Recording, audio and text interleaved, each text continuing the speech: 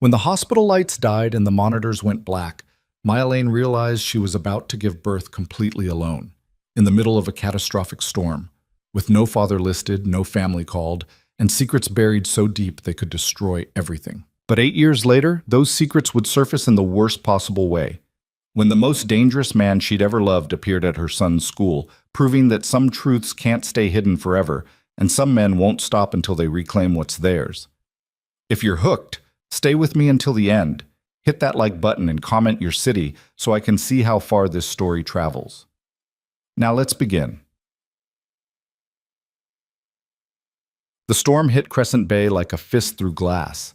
Maya Lane stood at the window of Mercy General Hospital's third-floor waiting room, watching the ocean turn violent. Rain hammered the glass in sheets so thick the world beyond disappeared into gray chaos.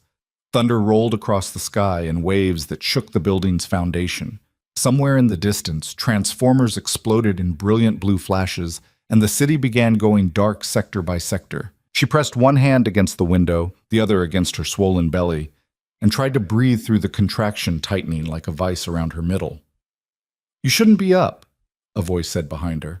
Maya turned to find Nurse Iris Chen, mid-50s, steel-gray hair pulled back in a severe bun, eyes that missed nothing, standing in the doorway with a wheelchair. "I can't sit still," Maya said, her voice tight. "The contractions are getting closer." "I know." Iris moved into the room with the calm efficiency of someone who'd delivered 1,000 babies and feared nothing. "That's why you need to be in a delivery room, not watching the apocalypse." Maya almost laughed.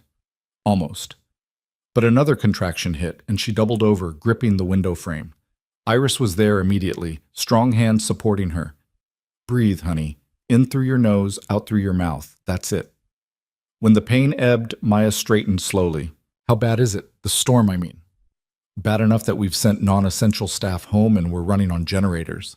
Iris guided her toward the wheelchair. "But we've been through worse." "You're safe here." Safe. The word felt like a lie in Maya's mouth. She'd spent 9 months running from safety, hiding from it, because safety had teeth and a beautiful, deadly smile. She lowered herself into the wheelchair, and Iris began pushing her down the hallway. The hospital had an eerie quality in the storm's grip, fluorescent lights flickering, the usual bustle replaced by tense efficiency. Staff moved quickly, quietly, preparing for emergencies. "How far apart are the contractions?" Iris asked. 4 minutes? Maybe less. "And you're sure there's no one we should call? No family? No one." Maya's voice came out harder than she intended. She softened it. "It's just me and the baby." Iris didn't press. That was one of the things Maya appreciated about her. In the 3 weeks since Maya had shown up at Mercy General with nothing but a hastily packed bag and cash for the delivery, Iris had asked the bare minimum of questions. She'd taken one look at Maya, 8 months pregnant, exhausted, clearly running from something, and simply said, "Let's get you registered." The registration had been minimal.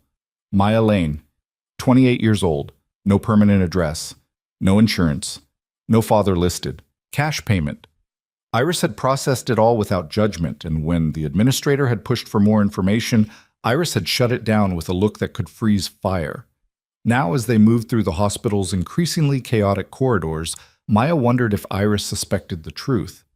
If she knew that Maya Lane wasn't even Maya's real name, that the baby's father wasn't absent, he was dangerous. That Maya had spent the last 9 months erasing herself from existence because loving Damien Voss meant living in his shadow, and shadows in his world had a habit of swallowing people whole. They reached the delivery wing just as the lights flickered and died. For 3 heartbeats, the world went pitch black. Maya's breath caught. Then the emergency generators kicked in, bathing everything in harsh, stuttering light. "Backup power," Iris said calmly, though Maya noticed her grip tighten on the wheelchair handles. "We're fine." But Maya could hear the uncertainty in the hospital now. Raised voices, hurried footsteps, the mechanical wheeze of generators struggling to compensate. Through a window she glimpsed the city below. Vast sections completely dark, streetlights dead, only the occasional car headlight cutting through the storm. Iris wheeled her into a delivery room and helped her onto the bed. The room was small, sterile, equipped with the standard monitors and instruments. Everything looked normal, except for the lights. They flickered constantly, casting unstable shadows. "Let me check your progress," Iris said, pulling on gloves. Maya lay back, staring at the ceiling tiles while Iris conducted the examination. Another contraction built, and she gripped the bed rails, breathing through it. "You're at 7 centimeters, Iris announced. "Moving fast. I'll page Dr. Morrison." "Is he here? In the hospital?" "She. Dr. Sarah Morrison. And yes, she's on tonight." Iris moved to the wall phone, lifted it, frowned, and pressed the button several times. "Phone's dead. I'll find her myself. Don't go anywhere." She disappeared into the hallway, leaving Maya alone with the flickering lights and the sound of rain hammering the windows. Maya closed her eyes and let herself remember, just for a moment, the last time she'd felt safe. 10 months earlier, a different city, a different life. Maya had been working the evening shift at Lacey's, an upscale restaurant where the tips were good and the clientele were better at pretending their money was legitimate. She'd been a server there for 2 years, good enough at her job that management left her alone, invisible enough that the regulars didn't bother learning her name. Then Damien Voss walked in. She'd known who he was immediately. Everyone in the city knew the Voss name: old money, real estate empire, connections that ran through every level of power. What people whispered about was everything beneath the surface: the businesses that operated in the spaces between legal and not, the protection that money couldn't buy but fear could, the way problems disappeared when Damien Voss wanted them gone. He'd been seated in her section, dark suit, darker eyes, the kind of presence that made the air feel heavier. His associate, a mountain of a man named Victor, sat across from him, but Damien's attention fixed on Maya the moment she approached. "Good evening," she'd said, falling into her professional script. "Can I start you gentlemen with drinks?" "McAllen 25, Damien said. His voice was low, controlled, the kind of voice that expected obedience. "Neat." "And for you, sir?" Maya asked Victor. "Same." She'd brought the drinks, taken their orders, moved through her routine with practiced ease, but she'd felt Damien watching her, not leering, nothing that crude, just watching, studying. When she'd brought their food, he'd spoken. "You're new." "I've worked here 2 years." "Then I haven't been paying attention." He'd smiled then, and Maya had felt something shift in her chest. "I'm correcting that now." She should have walked away, should have kept the professional distance she maintained with every customer. Instead, she'd said, "Is that a threat or a promise?" His smile had widened. "Which would you prefer?" That was how it started. A conversation that lasted 3 minutes but felt like 30. An exchange of names, hers probably fake even then, his carrying weight that made her pulse quicken. An invitation to dinner that she should have refused, she'd accepted. The next 6 months were a blur of intensity Maya had never experienced. Damien pursued her with the same focused determination he applied to everything, completely, without hesitation, as if she were a prize worth claiming. And Maya, who'd spent her adult life staying invisible, found herself seen in ways that terrified and thrilled her.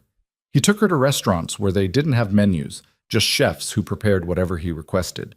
To private clubs where champagne flowed and everyone seemed to know him, but no one approached unless invited.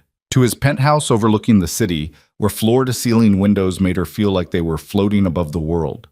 He never hid what he was, never pretended his money came from legitimate sources alone. But he also never brought violence to her door. He kept her separate, protected, a part of his life that remained untouched by the darkness. "You're different from everyone else," he'd told her once, lying in his bed at 3 a.m, his fingers tracing patterns on her bare shoulder. "Everyone wants something from me. Money, power, protection.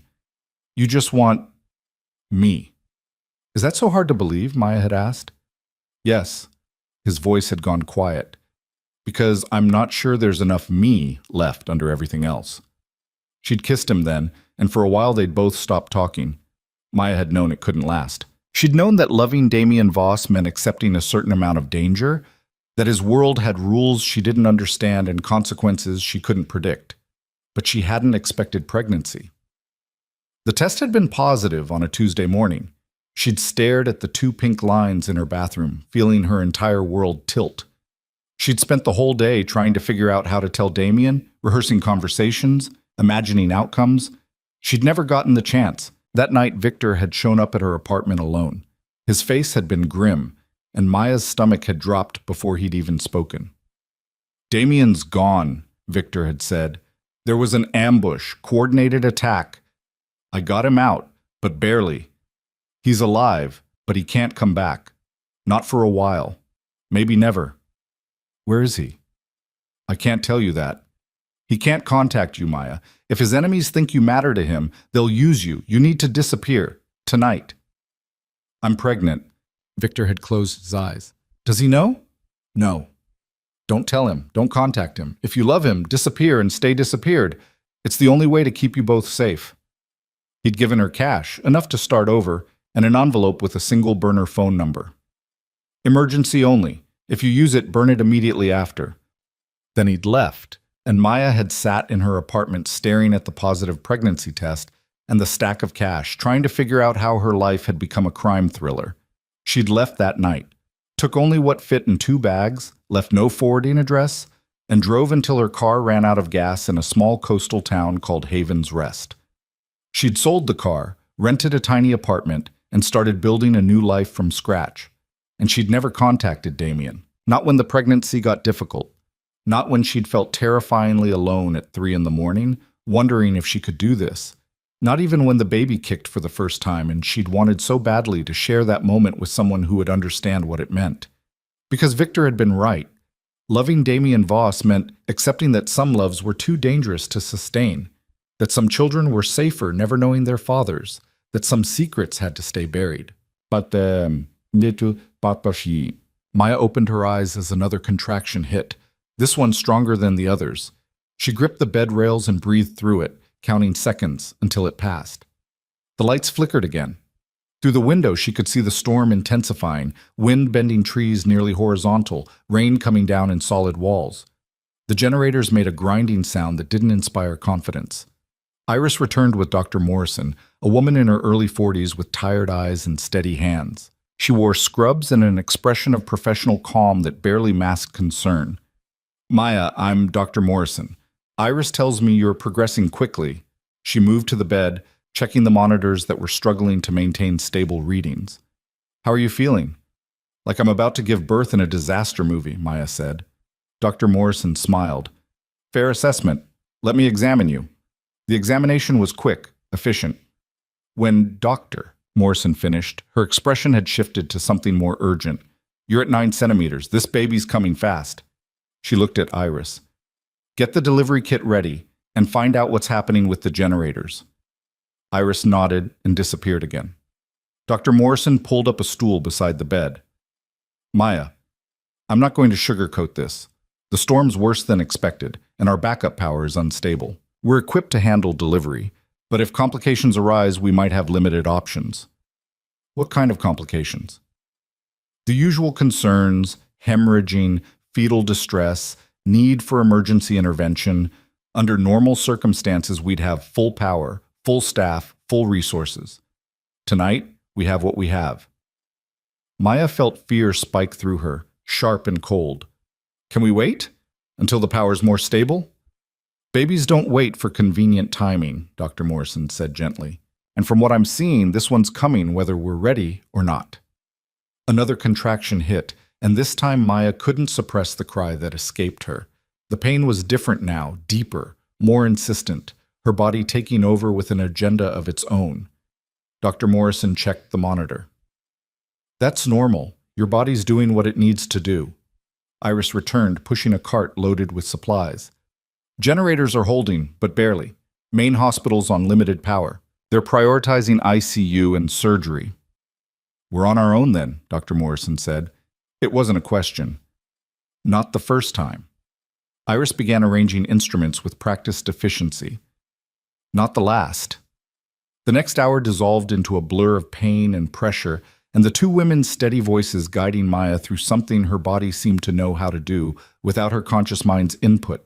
The lights continued flickering.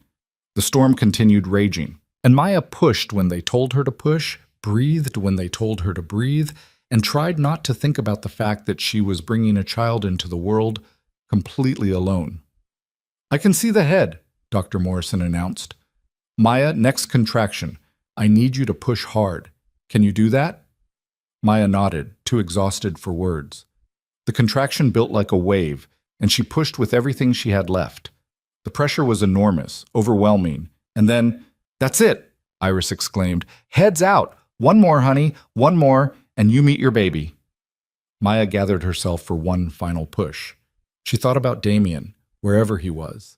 Thought about the life she'd built alone in Haven's Rest. Thought about all the secrets she'd kept and all the lies she'd told. And then she pushed, and the world exploded into a sound she'd never heard before. Her baby's first cry. Dr. Morrison lifted a small, squirming, blood-covered infant and placed him on Maya's chest. "It's a boy," she said softly. "A healthy, beautiful boy." Maya's hands came up automatically, cradling the tiny body against her. He was impossibly small, impossibly perfect, screaming his fury at the world with lungs that worked just fine. She felt tears streaming down her face as she stared at him. He had Damien's nose, his chin, dark hair plastered to his skull. "Hi," Maya whispered. "Hi, baby. I'm your mom." The baby's cries quieted slightly at the sound of her voice. His eyes, dark, unfocused, seemed to search for her. Iris draped a warm blanket over them both. "What's his name?" Maya hadn't let herself think about names, hadn't let herself plan that far ahead. But looking at him now, feeling the weight of him in her arms, one name rose to the surface. "Eli," she said. "His name is Eli. Eli Lane, a clean name, a safe name, a name with no connection to Damien Voss or the world he inhabited." Doctor Morrison finished the delivery, checked Maya for complications, and declared everything normal. Iris cleaned and weighed Eli, 7 pounds, 3 ounces, then returned him to Maya's arms. "You did great," Iris said. "Both of you." Maya cradled Eli close, breathing in the newborn smell of him, feeling his tiny heart beating against her chest. Outside, the storm raged on, but in this small room, everything felt still. Quiet. Almost peaceful. "The birth certificate," Maya said suddenly. "I need to sit." "We'll handle it in the morning," Iris interrupted gently. "For now, just rest." But Maya couldn't rest. Not yet. "The father section, it needs to stay blank." Dr. Morrison and Iris exchanged a glance. "Maya," Dr. Morrison said carefully, "we need to ask. Is there any danger? Anyone we should be concerned about?" "No." Maya shook her head. "There's no one, it's just us." Another lie, but one she had to tell, for Eli's sake. Iris seemed to read something in Maya's face. She moved closer, her voice dropping low. "If you need help disappearing, really disappearing, I know people." Maya looked up sharply. "What?" "I've been doing this a long time, honey. I've seen women in situations they couldn't talk about. Women who needed to vanish for their own safety, for their children's safety." Iris glanced at Dr. Morrison, who tactfully moved to the other side of the room. "If that's your situation, I can help. No questions asked." Maya felt something crack open in her chest. "Why would you do that?" "Because every child deserves a chance to grow up safe," Iris said simply, "and because I can." For a long moment, Maya just held Eli, feeling the weight of the decision pressing down on her. She thought about Damien, about Victor's warning, about the life she'd left behind. She thought about the life she could give Eli if no one ever knew who his father was. "I need the record sealed," Maya said quietly. "No father listed, minimal information, and I need to leave as soon as I can travel." Iris nodded. "I'll take care of it. The storm will buy us time. Everything's chaos right now. Records are a mess. The system's running on emergency protocols. By the time things settle, you'll just be another birth that happened during the blackout." "Thank you," Maya whispered. Iris squeezed her shoulder. "Get some rest. Tomorrow we'll figure out the details." She and Dr. Morrison left, closing the door quietly behind them. Maya was alone with her son. She looked down at Eli, who had fallen asleep against her chest, his tiny fist curled against her skin. He looked so peaceful, so innocent, so completely unaware that his existence was built on secrets and lies and love so dangerous it could destroy them both. "I'm sorry," Maya whispered to him. "I'm sorry your father isn't here. I'm sorry you'll grow up without him. I'm sorry for all of it." But she wasn't sorry for keeping him safe. She'd do anything to keep him safe, even if it meant Damien could never know his son existed, The lights flickered again, and for a moment the room went completely dark.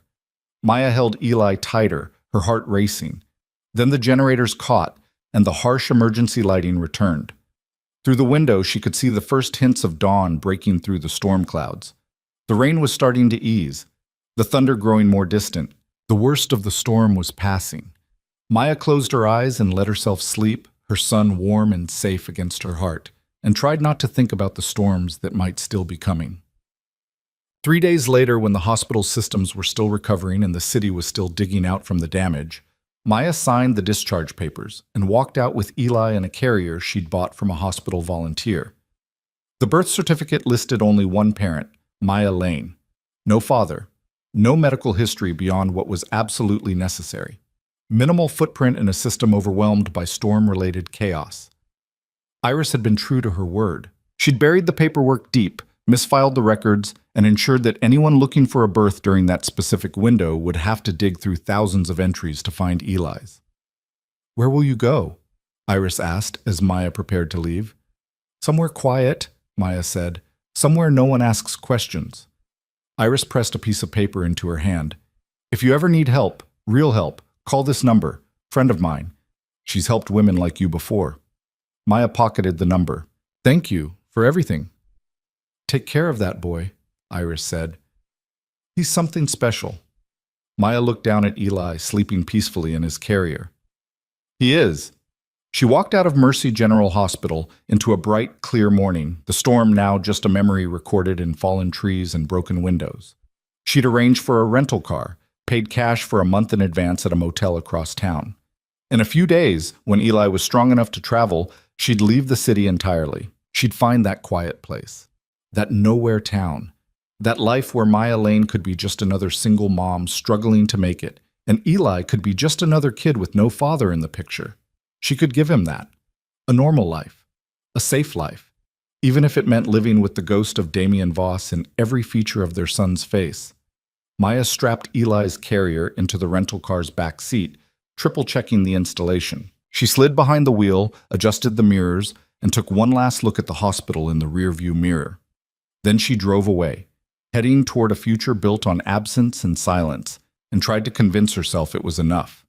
But late at night, when Eli cried and Maya rocked him in the darkness of anonymous motel rooms, she would sometimes let herself remember Damien's voice, his touch, the way he'd looked at her like she was the only real thing in his world. And she would whisper apologies to both of them, the man she'd loved and the son who would never know him, and promise herself that this sacrifice was worth it, that keeping them separate would keep them safe, that some loves were too dangerous to sustain, but that didn't make them any less real. Maya drove through the dawn with her infant son sleeping in the back seat, leaving behind the city where they'd both been born into chaos, and headed toward whatever quiet life she could build from the wreckage of everything that came before.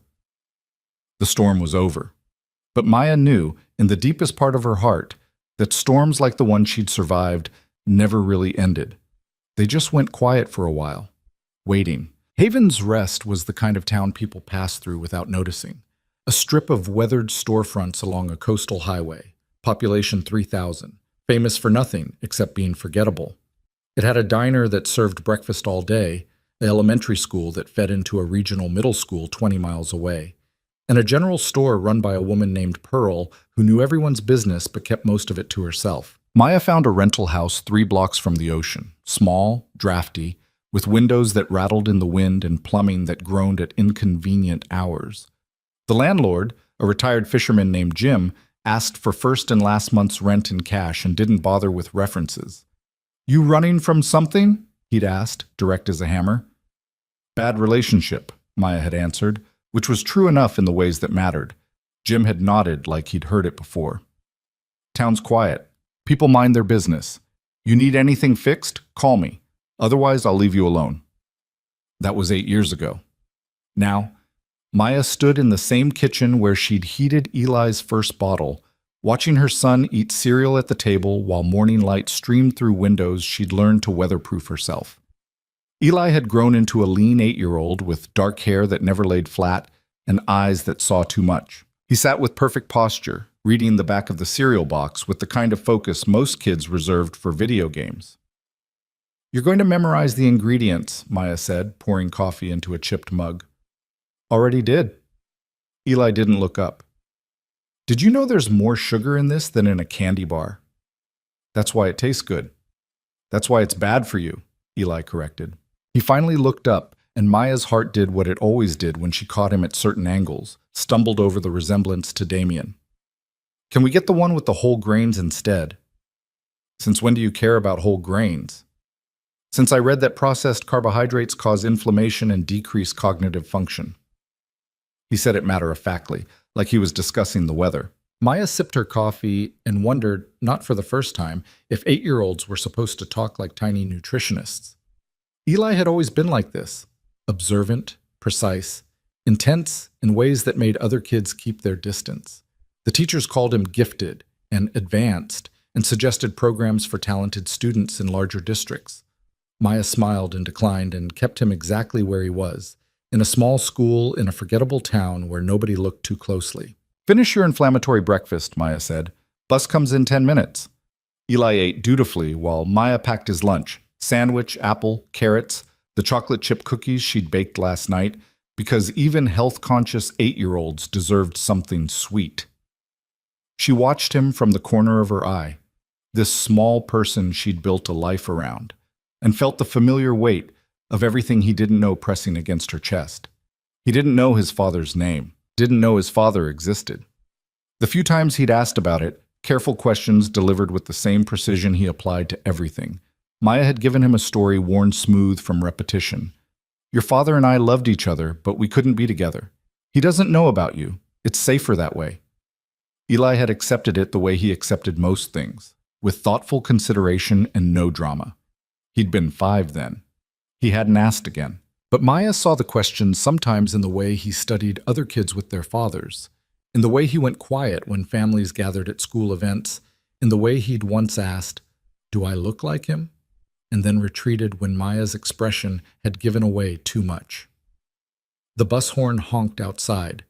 Eli grabbed his backpack, kissed Maya's cheek with the quick efficiency of someone who'd rather be reading, and headed for the door. "Eli," Maya called. He turned back. "I love you." He smiled, a real smile, the kind that made him look exactly like the 8-year-old he was instead of the 40-year-old he sometimes seemed. "Love you too, Mom." Then he was gone, and Maya was alone in the quiet house with her coffee and her secrets. She'd built a good life here. Not the life she'd imagined when she was young and stupid enough to think love could exist without consequences, but a good life nonetheless. She worked at the Havens Rest Community Center, managing programs for after-school care and senior activities. The pay was modest but steady, the work satisfying in simple ways. She'd made friends, careful friendships that didn't require deep history. She'd created routines that felt safe, and every night after Eli fell asleep, she allowed herself exactly 5 minutes to remember Damien, to wonder where he was, if he was alive, if he ever thought about the waitress who'd disappeared 8 years ago. Then she locked those thoughts away and focused on the present, because the present was all she could afford. Her phone buzzed, text from Shayna, her coworker at the community center. "Can you cover setup for seniors' lunch? Marcus called in sick." Maya texted back, "Sure, be there in 20. "B?" She rinsed her coffee mug, grabbed her keys, and headed out into a morning that felt exactly like every other morning in Havens Rest. Calm, predictable, safe. She had no way of knowing that 300 miles away, in a private office with bulletproof windows and security that made Fort Knox look accessible, a man was staring at a medical record that had just surfaced from a misfiled archive, and that the world she'd built was about to come apart. The Havens Rest Community Center occupied a converted church on Maple Street. The stained glass windows remained, casting colored light across the main hall, where seniors gathered for potluck lunches and kids came for after-school programs. Maya had worked there for 6 years, long enough that people stopped seeing her as the mysterious single mom and started seeing her as just Maya, reliable, quiet, good with the elderly residents who needed patient conversation, and the energetic kids who needed structured chaos. She spent the morning setting up tables and heating the donated casseroles that appeared like clockwork every Tuesday. The seniors arrived promptly at noon, a rotating cast of about 20 regulars who treated the lunch like a social event worthy of planning. Pearl from the general store held court at the center table, dispensing gossip with the precision of a news anchor. Did you hear the Hendersons are selling their house? Third one on that street this year. Property values must be going up. Or down, countered Frank, a retired postal worker who disagreed with Pearl on principle. People leaving usually means something's wrong. People leaving means they're retiring to Florida like sensible humans, Pearl shot back. Maya refilled coffee cups and half listened to the familiar arguments. This was the rhythm of Haven's Rest, small dramas, smaller stakes, nothing that required more than surface engagement. It was exactly what she needed. Her phone buzzed again. Text from the school. Eli had a minor incident at recess. He's fine. Please call when you have a moment. Maya's stomach dropped. She excused herself and stepped outside to call. The school secretary, Mrs. Patterson, answered on the second ring. Oh, Maya, don't worry. Eli's absolutely fine. There was just a small altercation at recess. What kind of altercation? Another student, Brandon Miller, you know him, tends toward the aggressive. He was bothering some of the younger kids. Eli intervened. Maya pinched the bridge of her nose. How did he intervene? Apparently he stepped between Brandon and a first grader and told Brandon that bullying behavior indicated low self-esteem and poor emotional regulation. Mrs. Patterson sounded like she was trying not to laugh. Brandon took exception to being psychoanalyzed by an 8-year-old and shoved Eli. Eli didn't shove back, but he also didn't back down. Mr. Chen separated them before it escalated. Is Eli in trouble? No. Brandon is in detention for putting hands on another student, but Principal Hayes wanted you aware of the situation. Eli's tendency to, let's call it protective intervention, has become a pattern. I'll talk to him, Maya said. She ended the call and stood in the parking lot looking at the town stretched out around her. 8 years of carefully constructed normalcy, and her son was already showing signs of the same instinct that had defined his father, the need to protect, to control threats, to stand between danger and the vulnerable. She wondered if it was genetic, if you could inherit protectiveness the way you inherited eye color. If Damien's blood ran so strong in Eli that it shaped his choices even without any conscious knowledge of where he came from. The thought terrified her. That afternoon, Maya picked Eli up from school instead of letting him take the bus. He climbed into her aging Honda without protest, backpack clutched against his chest. Mrs. Patterson called, Maya said, pulling into traffic. I figured. Eli stared out the window. Am I in trouble? That depends. Want to tell me what happened? Brandon Miller was throwing rocks at the first graders. Little kids, Mom. They were scared. Someone had to do something. Someone meaning you? Someone meaning anyone, but no one else was doing anything. So, yeah, me. Maya drove in silence for a moment, trying to figure out how to explain that heroism came with costs, that standing out invited attention, that the best way to stay safe was to stay invisible. Eli, I understand why you did it, but you can't make yourself a target. So I should just let bullies hurt people? You should tell a teacher. By the time I found a teacher, the little kids would have been hit with rocks. His voice stayed calm, logical, maddeningly reasonable. Sometimes you have to act fast. You taught me that. When did I teach you that? You didn't say it out loud, but you live it. You see someone struggling at the community center, you help them. You don't wait for someone else to notice. You just do it. Maya felt something crack in her chest. That's different. How? Because I'm an adult and you're 8. So when I'm an adult, it'll be okay to protect people? Eli, I didn't hit him, Mom. I just stood in front of the kids and told him to stop. That's all. Is that really so bad? Maya pulled into their driveway and put the car in park. She turned to look at her son, this small person with Damien's eyes and Damien's instincts, and none of Damien's understanding of how dangerous those instincts could be. It's not bad, she said quietly. It's actually really good. I'm proud of you for wanting to protect people, but I need you to understand that standing out, being the one who intervenes, it makes you visible. And sometimes being visible isn't safe. Eli studied her with an intensity that made him seem far older than 8. Are we hiding from something? The question hit like a punch. What? We've lived here my whole life. You've never mentioned family? We've never gone anywhere. You always pay cash for everything. You get weird when I ask about my father. He spoke without accusation, just observation. It seems like maybe we're hiding. Maya's hands gripped the steering wheel. We're not hiding. We're just private. Private is when you don't share things. Hiding is when you're afraid of being found. Eli's voice stayed gentle. Which one is it? For a long moment, Maya couldn't speak. Then she forced herself to smile, to touch Eli's cheek, to push everything down where it belonged. Private, she said firmly. We're just private people who value our quiet life, okay? Eli nodded, but Maya saw the skepticism in his eyes. He was too smart, too observant. 8 years old and already putting pieces together that she'd hoped would stay scattered forever. They went inside. Eli disappeared into his room to do homework. Maya started dinner and tried not to think about the fact that her son was beginning to ask questions she couldn't answer without destroying everything they'd built. That night, after Eli went to bed, Maya sat on the porch with a glass of wine and watched the ocean in the distance. The rhythmic sound of waves had become a kind of meditation over the years, constant, predictable, safe. Her phone rang. Unknown number. Maya's pulse spiked. She almost didn't answer. Unknown numbers meant uncertainty, and uncertainty meant danger. But it could also be work, or school, or a dozen other harmless things. She answered. Hello? Silence. Then, Maya. The voice hit her like a physical blow, deep, controlled, unmistakable even after 8 years of silence. Damien. Maya's wine glass slipped from her hand and shattered on the porch. How did you— We need to talk. His voice carried the same quiet authority she remembered, but there was something else underneath it now, something sharp. About our son.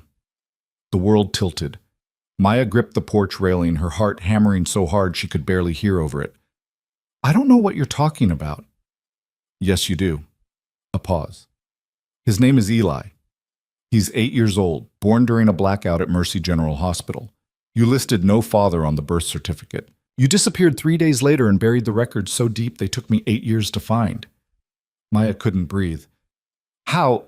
Hospital archive, misfiled during the storm, surfaced last week during a system consolidation. Victor's been tracking unusual activity from that night. He never stopped looking after the ambush. When the archive appeared, he found the entry. Birth time matched my timeline. Mother's description matched you. No father listed. His voice hardened.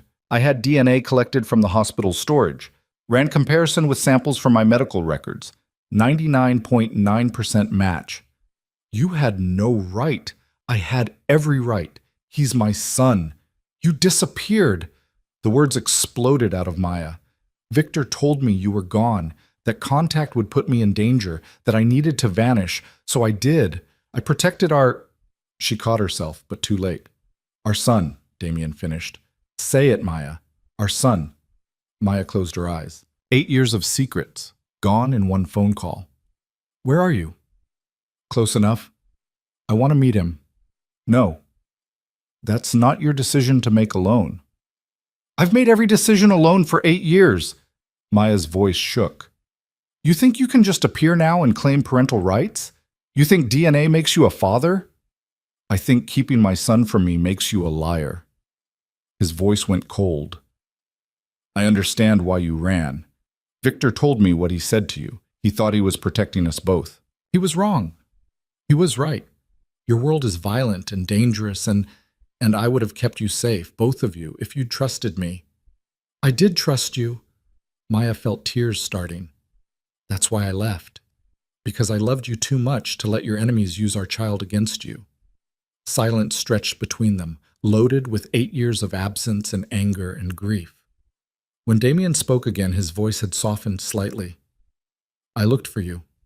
For 2 years, I had people searching. Then I had to accept you didn't want to be found. I never stopped thinking about you. I never stopped thinking about you either, Maya whispered. But that doesn't change anything. You can't just walk back into our lives. I'm not walking. I'm standing still, giving you time to accept what's coming. But I will meet my son, Maya. We can do this cooperatively, or we can do it through lawyers. Your choice. If you bring lawyers, if you make this public, you'll expose us. Expose Eli. Then don't make me bring lawyers. Let me meet him. Let me be part of his life. Let me protect both of you the way I should have been doing all along. Maya wanted to scream, to throw the phone, to run the way she'd run 8 years ago, but she was tired. So tired of running, of hiding, of looking over her shoulder. I need time, she said finally. You have 3 days. After that, I'm coming to Haven's Rest whether you're ready or not. How do you know where? I've known for 4 days. I've been watching. Eli's school, your work, your house. I wanted to see what kind of life you'd built before I disrupted it. The thought of Damien watching them without her knowledge made Maya's skin crawl. You've been here? In town? Nearby, I've seen Eli, Maya. I've seen him laugh with his friends, concentrate on his homework, stand up to bullies twice his size. He's extraordinary. He's 8. He's mine. Damien's voice carried absolute conviction. And I've missed 8 years I can't get back. I won't miss any more. If you approach him, if you tell him who you are, I won't, not without you. But Maya, I will meet my son. 3 days. The line went dead. Maya sat on the porch surrounded by broken glass and tried to breathe. 8 years. 8 years of building a life separate from Damien Voss, and he'd found them in less than a week once he knew to look. She thought about running again, grabbing Eli and disappearing into a new town, a new identity, a new life. But she was so tired of running, and Damien was right about one thing. DNA made Eli his son whether Maya wanted to acknowledge it or not. She cleaned up the broken glass with shaking hands and went inside. Eli's door was closed, soft light showing underneath. She pressed her palm against it and whispered, I'm so sorry, baby. I tried to keep you safe. Then she went to her own room and spent the night staring at the ceiling, trying to figure out how to tell her 8-year-old son that the father he'd never known was coming to claim him. The next 3 days passed in a fog of dread and preparation. Maya tried to act normal, made breakfast, packed lunches, went to work, picked Eli up from school.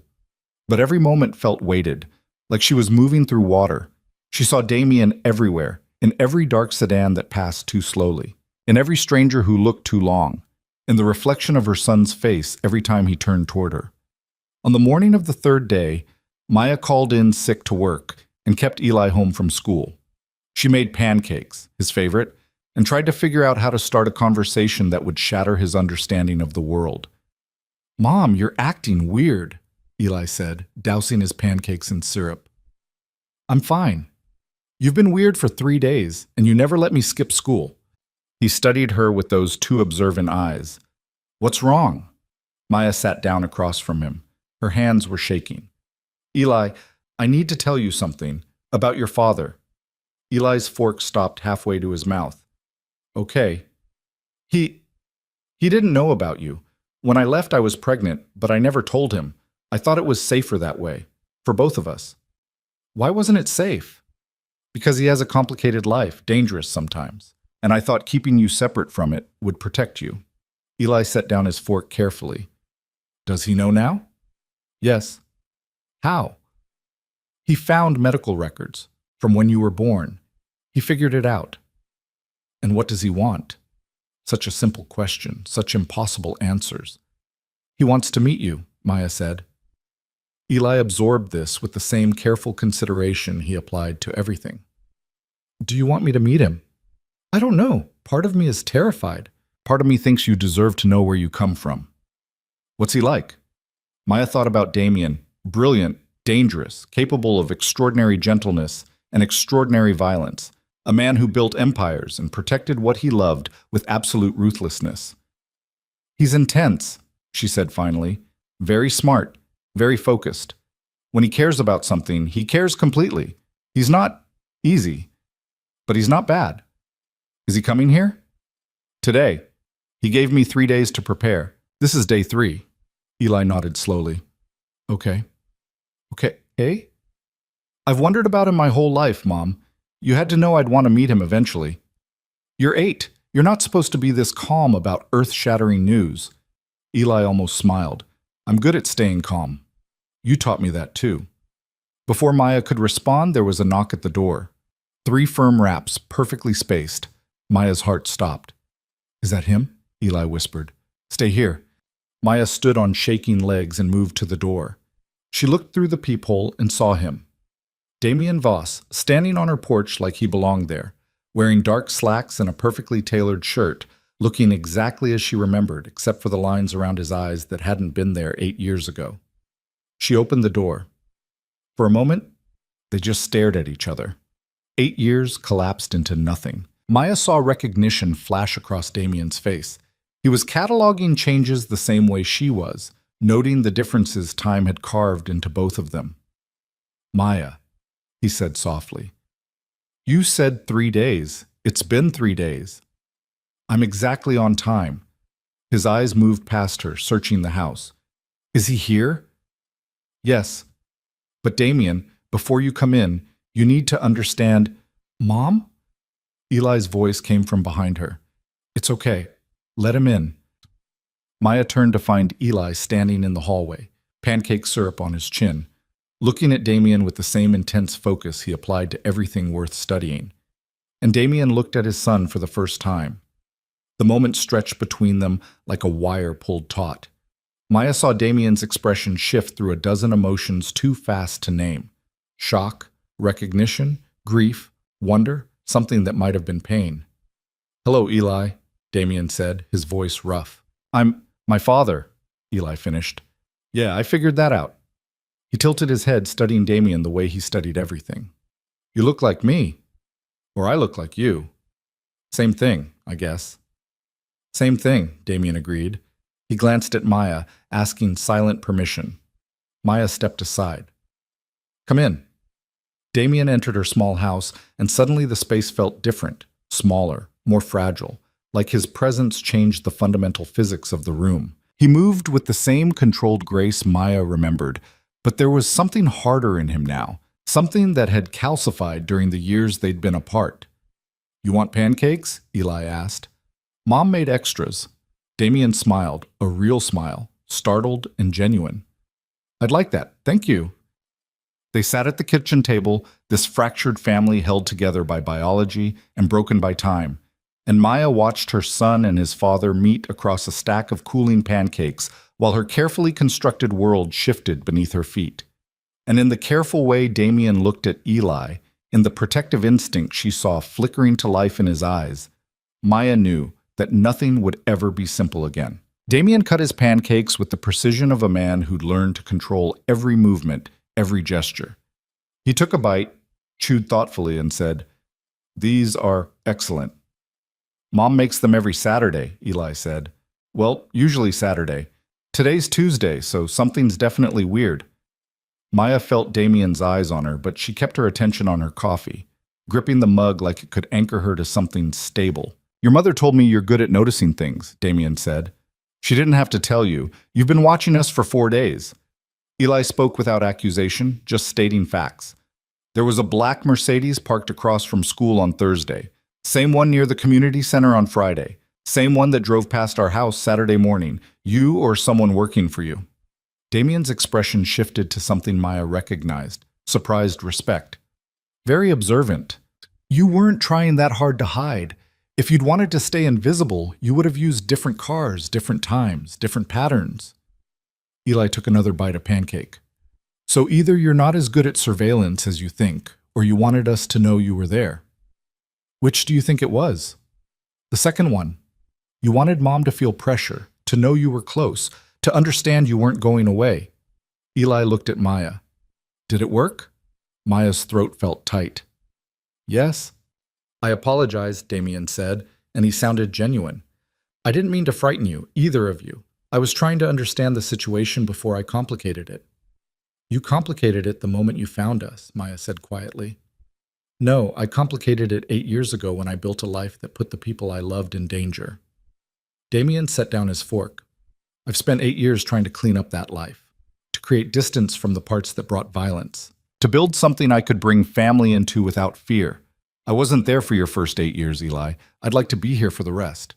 Eli studied his father with that unsettling intensity. "What kind of danger?" "The kind that comes from power and money and making enemies in the process of acquiring both." Damien didn't sugarcoat it. "I run businesses, some legitimate, some less so. People who want what I have sometimes try to take it by force. For a long time, that made anyone close to me a target. Like Mom. Like your mother. When she was pregnant with you, I was ambushed by rivals who wanted me dead. I survived, but barely. My associate Victor convinced her that staying connected to me would put both of you in danger. He wasn't entirely wrong. But he wasn't entirely right either, Eli said. Damien smiled slightly. No, he wasn't. Because the danger I represented was temporary. The men who ambushed me are dead or imprisoned. The organizations that back them have collapsed. I've spent 8 years systematically removing every threat, every rival, every person who might have reason to hurt me through the people I care about. I'm not completely clean. I never will be. But I'm as close to safe as someone in my position can get. And you want us to just trust that? Maya asked. After 8 years of silence? The silence was your choice, not mine. I looked for you. When I couldn't find you, I accepted that you'd made a decision. I respected it. His eyes held hers. But now I know about Eli, and that changes everything. It doesn't change the fact that your world is dangerous. Everywhere is dangerous, Mom, Eli interjected. Brandon Miller threw rocks at first graders yesterday. Is that safer than what he does? He nodded toward Damien. That's not the same thing. Isn't it? Danger is danger. The only difference is scale. Eli looked between them. I'm not saying I want to move in with him tomorrow. I'm just saying maybe we should know more before we make decisions. Maya stared at her 8-year-old son, wondering when he'd become the rational one in the room. Damien leaned back in his chair, watching Eli with barely concealed pride. You said he was extraordinary. You understated it. He's 8, Maya said weakly. He's brilliant and observant, and apparently more emotionally mature than both of us combined. Damien turned his attention back to Eli. What do you want to know? Eli considered this. Why now? If you've been safe for years, why didn't you look harder? Why give up? The question landed like a punch. Maya saw Damien absorb it, saw something flicker across his face that might have been pain. Because I thought your mother left because she didn't want the life I could offer. Because I thought she'd chosen something else, something better, and I didn't want to force her back into a world she'd escaped. He paused. I didn't know about you. If I'd known she was pregnant, nothing would have kept me away. Nothing. Not even Victor telling you it wasn't safe? Not even that. Eli nodded slowly, processing. Okay. Okay, what? Maya asked. Okay. I believe him. Eli pushed his plate away. I've read about body language and microexpressions. He's telling the truth. Or at least, he believes he's telling the truth, which is basically the same thing. Damien laughed, a real laugh, surprised and delighted. You've read about microexpressions. Library has good books, plus internet. Eli shrugged. I like understanding how people work. So do I. Damien glanced at Maya. He gets that from both of us. The words hung in the air, acknowledging for the first time that Eli was built from both of them. The genetics had woven them together in ways that 8 years of separation couldn't erase. Maya stood abruptly. I need air. She walked out onto the porch, leaving father and son at the kitchen table. The morning was clear, the ocean visible in the distance, everything exactly as it should be, except for the fact that her entire life had just shifted off its axis. She heard footsteps behind her.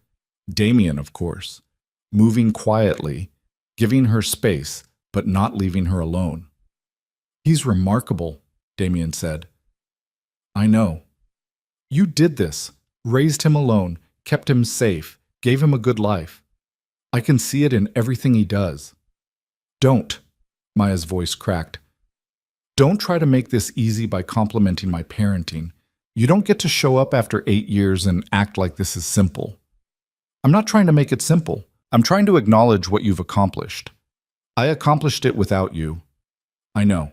And I'm sorry for that. Sorrier than I can express. Damien moved to stand beside her, not touching, just present. But I'm here now, and I'm not leaving. We need to figure out how this works. There is no this. You're his father biologically, but you're a stranger to him. You don't just walk into an 8-year-old's life and become dad. I'm not trying to become dad overnight. I'm trying to become present, available, part of his life in whatever capacity he'll accept. Damien paused. And part of yours, if you'll let me. Maya turned to look at him, really look at him. The years had changed him, added weight to his presence, lines to his face, a kind of controlled intensity that suggested violence held carefully in check. But his eyes were the same, dark, focused, capable of surprising gentleness. "I can't do this again," she whispered. "I can't let you in and then watch you disappear." "I'm not disappearing. I told you. I've spent 8 years building toward this. Toward a life stable enough to include family. I'm here, Maya. I'm staying. Until the next threat. Until the next ambush. Until something pulls you back into the darkness. There is no darkness anymore. Just gray areas, complicated business. The kind of life most powerful men live, just with a little more edge." He reached out, stopped just short of touching her hand. "I'm not asking you to trust me blindly. I'm asking you to let me prove I've changed." Before Maya could respond, Eli appeared in the doorway. "Are you two done talking about me like I'm not here?" Damien smiled. "We're talking about us. You just happen to be the connecting point." "Same thing." Eli looked at Damien. "I have questions." "I expected you would. Not about your business or the danger stuff. About you. Like, what do you do for fun? What's your favorite book? Do you play any sports? Can you cook? Normal stuff." Damien blinked, clearly not expecting that line of inquiry. "I read, mostly. History, philosophy, occasionally fiction. I don't play sports, but I work out regularly.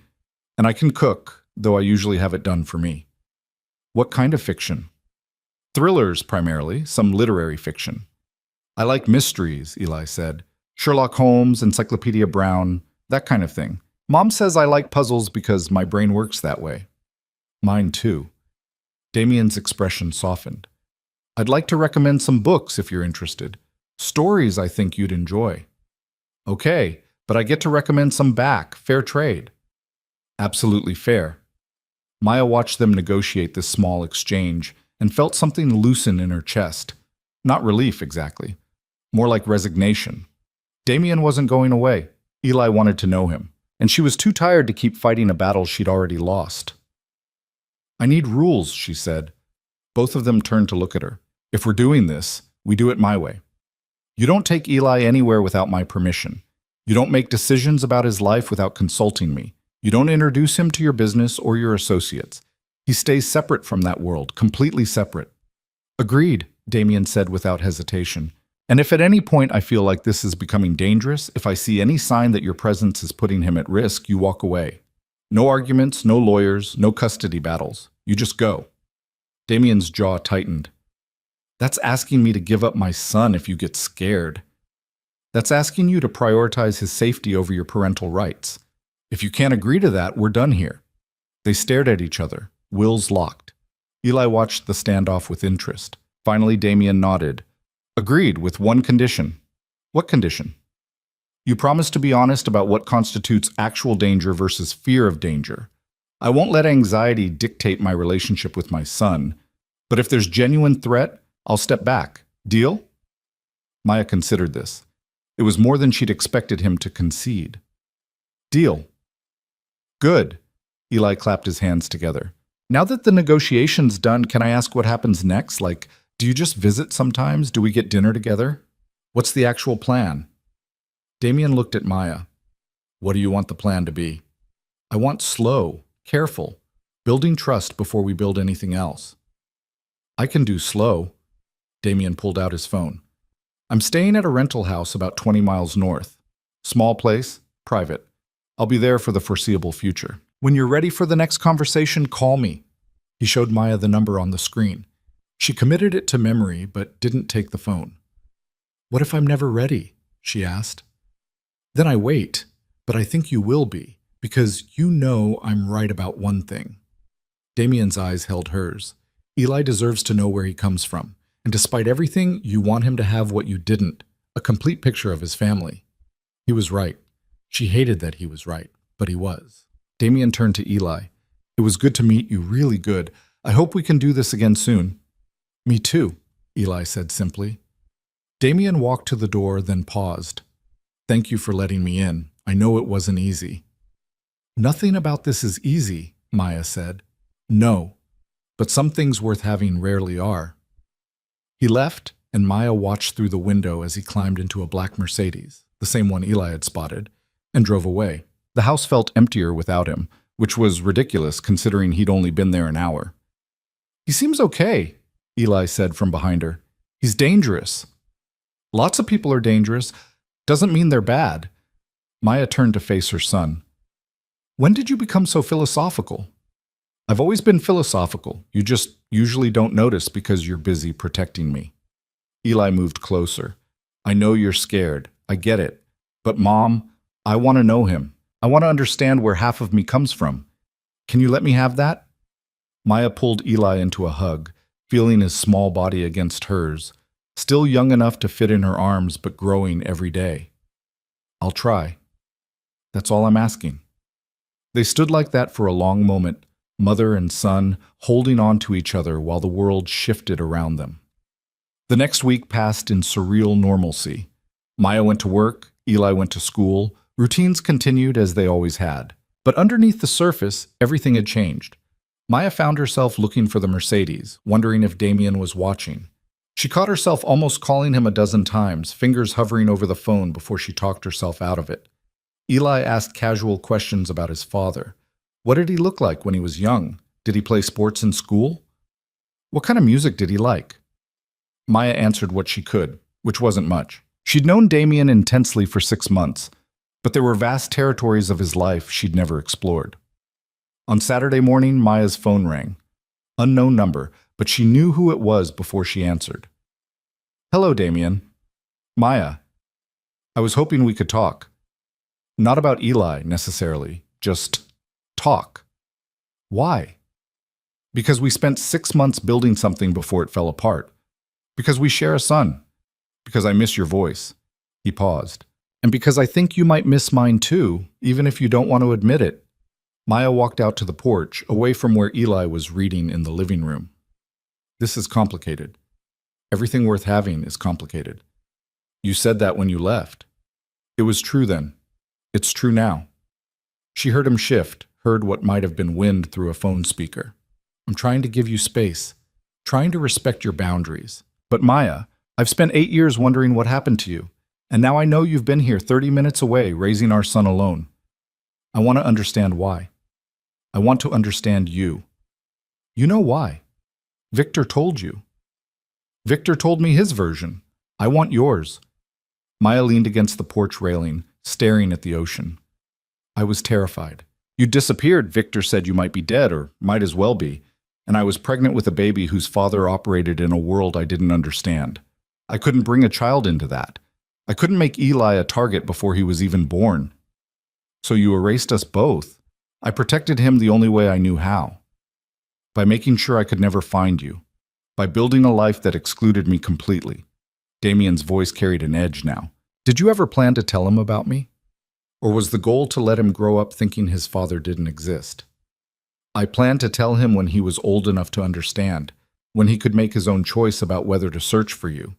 And when would that be? 18, 21, after he'd spent his entire childhood wondering why he wasn't enough to make his father stay. The words hit hard because Maya had worried about exactly that, had seen Eli watching other kids with their dads, and known he was building narratives about his own absence. That's not fair, she said. None of this is fair. You made a unilateral decision that affected all 3 of us. I understand why. I even respect it to a degree. But don't act like your choice didn't have consequences. Your life had consequences. Your choices put us in danger. My choices 8 years ago, yes, but I've spent those 8 years changing, building something different.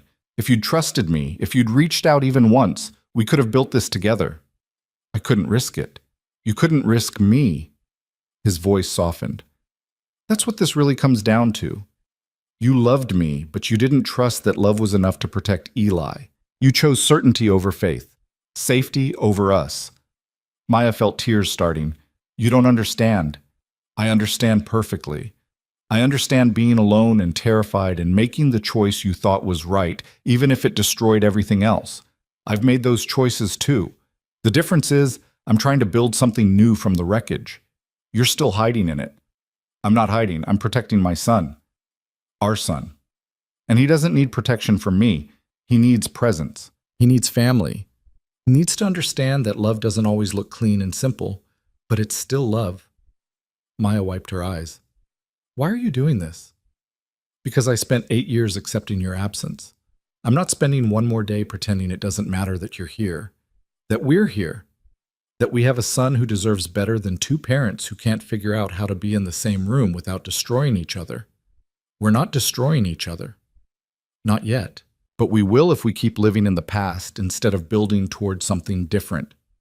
Damien exhaled. I want to try, Maya. I want to see if what we had is still there underneath all the fear and anger. And I want Eli to see his parents try to make something work instead of giving up before we've started. That's asking for a lot. I know, but we've already given up 8 years. How much more are we willing to sacrifice? Maya closed her eyes, feeling the weight of the question settle over her. She thought about Eli, about the way he'd looked at Damien with such open curiosity, about the fact that he deserved to see what family could look like when people fought for it instead of running from it. Coffee, she said finally. Tomorrow morning, just us. We talk about how this works. Just us, Damien agreed. Thank you. He hung up and Maya stood on the porch holding her phone, wondering what she'd just agreed to and why some part of her felt lighter for having done it. The next morning, Maya met Damien at a coffee shop in the next town over. Neutral territory where no one from Haven's Rest would recognize her. He was already there when she arrived, sitting at a corner table with 2 cups of coffee in front of him. Black, 2 sugars, he said as she sat down. Unless your preferences have changed. No, they haven't. Maya took the cup, grateful for something to hold. How did you remember? I remember everything about you. They sat in silence for a moment, drinking coffee and navigating the strange territory of being near each other again. Tell me about the last 8 years, Maya said finally. The real version, not the sanitized one you gave Eli. Damien leaned back in his chair. After the ambush, I disappeared. Victor got me out of the city and into a facility where I spent 3 months recovering. Broken ribs, punctured lung, shattered collarbone. I was lucky to be alive. Victor told me you might be dead. For a while it was touch and go. When I finally stabilized, I realized I needed to change everything. The people who'd come for me were well-funded, well-connected, and motivated by the kind of hatred that doesn't fade. So I started systematically dismantling their operations. It took 2 years, but I destroyed every organization that had supported the attack. Destroyed how? Financial strangulation, legal pressure, strategic information leaks to law enforcement, and when necessary, direct confrontation. His eyes met hers. I won't pretend it was bloodless, but it was surgical, precise. And when it was done, the people who'd wanted me dead were either in prison or scattered to the point of irrelevance. And then I rebuilt, sold off the questionable businesses, invested in legitimate ventures, created distance between myself and the criminal elements that had defined my early career. I still operate in gray areas, that's unavoidable in my world, but I'm not the man I was 8 years ago. I'm not the man Victor thought was too dangerous for you. Maya studied him. Why now? Why spend 8 years changing if you thought I was gone? Because I wanted to be someone who deserved you, even if I never saw you again. Because I wanted to prove to myself that I was more than the violence that had defined me. And because somewhere in the back of my mind, I hoped you'd come back. That you'd hear I'd changed and give me another chance. I didn't come back. No. But I found you anyway. And I found something I never expected. A son who represents the best parts of both of us. A reason to keep being better. Maya felt something crack in her chest. I wanted to tell you, so many times, I almost called that emergency number Victor gave me. But I was terrified that contact would bring everything crashing down. It might have. 8 years ago, Victor was right to worry, but he should have told me. He should have given me the choice. Would you have stayed away if he had? Damien didn't hesitate. No, I would have found a way to protect you both while staying present. It wouldn't have been easy, but I would have done it. That's what I was afraid of. That you'd try to protect us and get yourself killed in the process. That Eli would grow up knowing his father died trying to keep him safe. I couldn't live with that. So you chose absence over risk. Yes. Damien reached across the table and took her hand. The touch sent electricity through her, familiar and foreign, all at once. I understand why you made that choice. I even respect it. But Maya, we can't live in the past anymore. We have to decide what comes next. What do you want to come next? I want to know my son. I want to be part of his life in real, meaningful ways. I want him to understand where he comes from and who I am, flaws and all. He paused. And I want to see if there's still something between us worth rebuilding. Maya's breath caught. Damien, I'm not asking for promises. I'm not asking you to fall back into my arms like 8 years didn't happen. I'm asking if you're willing to see if what we had can survive everything that's tried to kill it. What if it can't? Then we figure out how to co-parent with respect and distance. But what if it can? What if underneath all the fear and anger, we're still the same people who couldn't stay away from each other? His thumb traced circles on her palm. Don't you want to know? Maya did want to know. That was the terrifying part.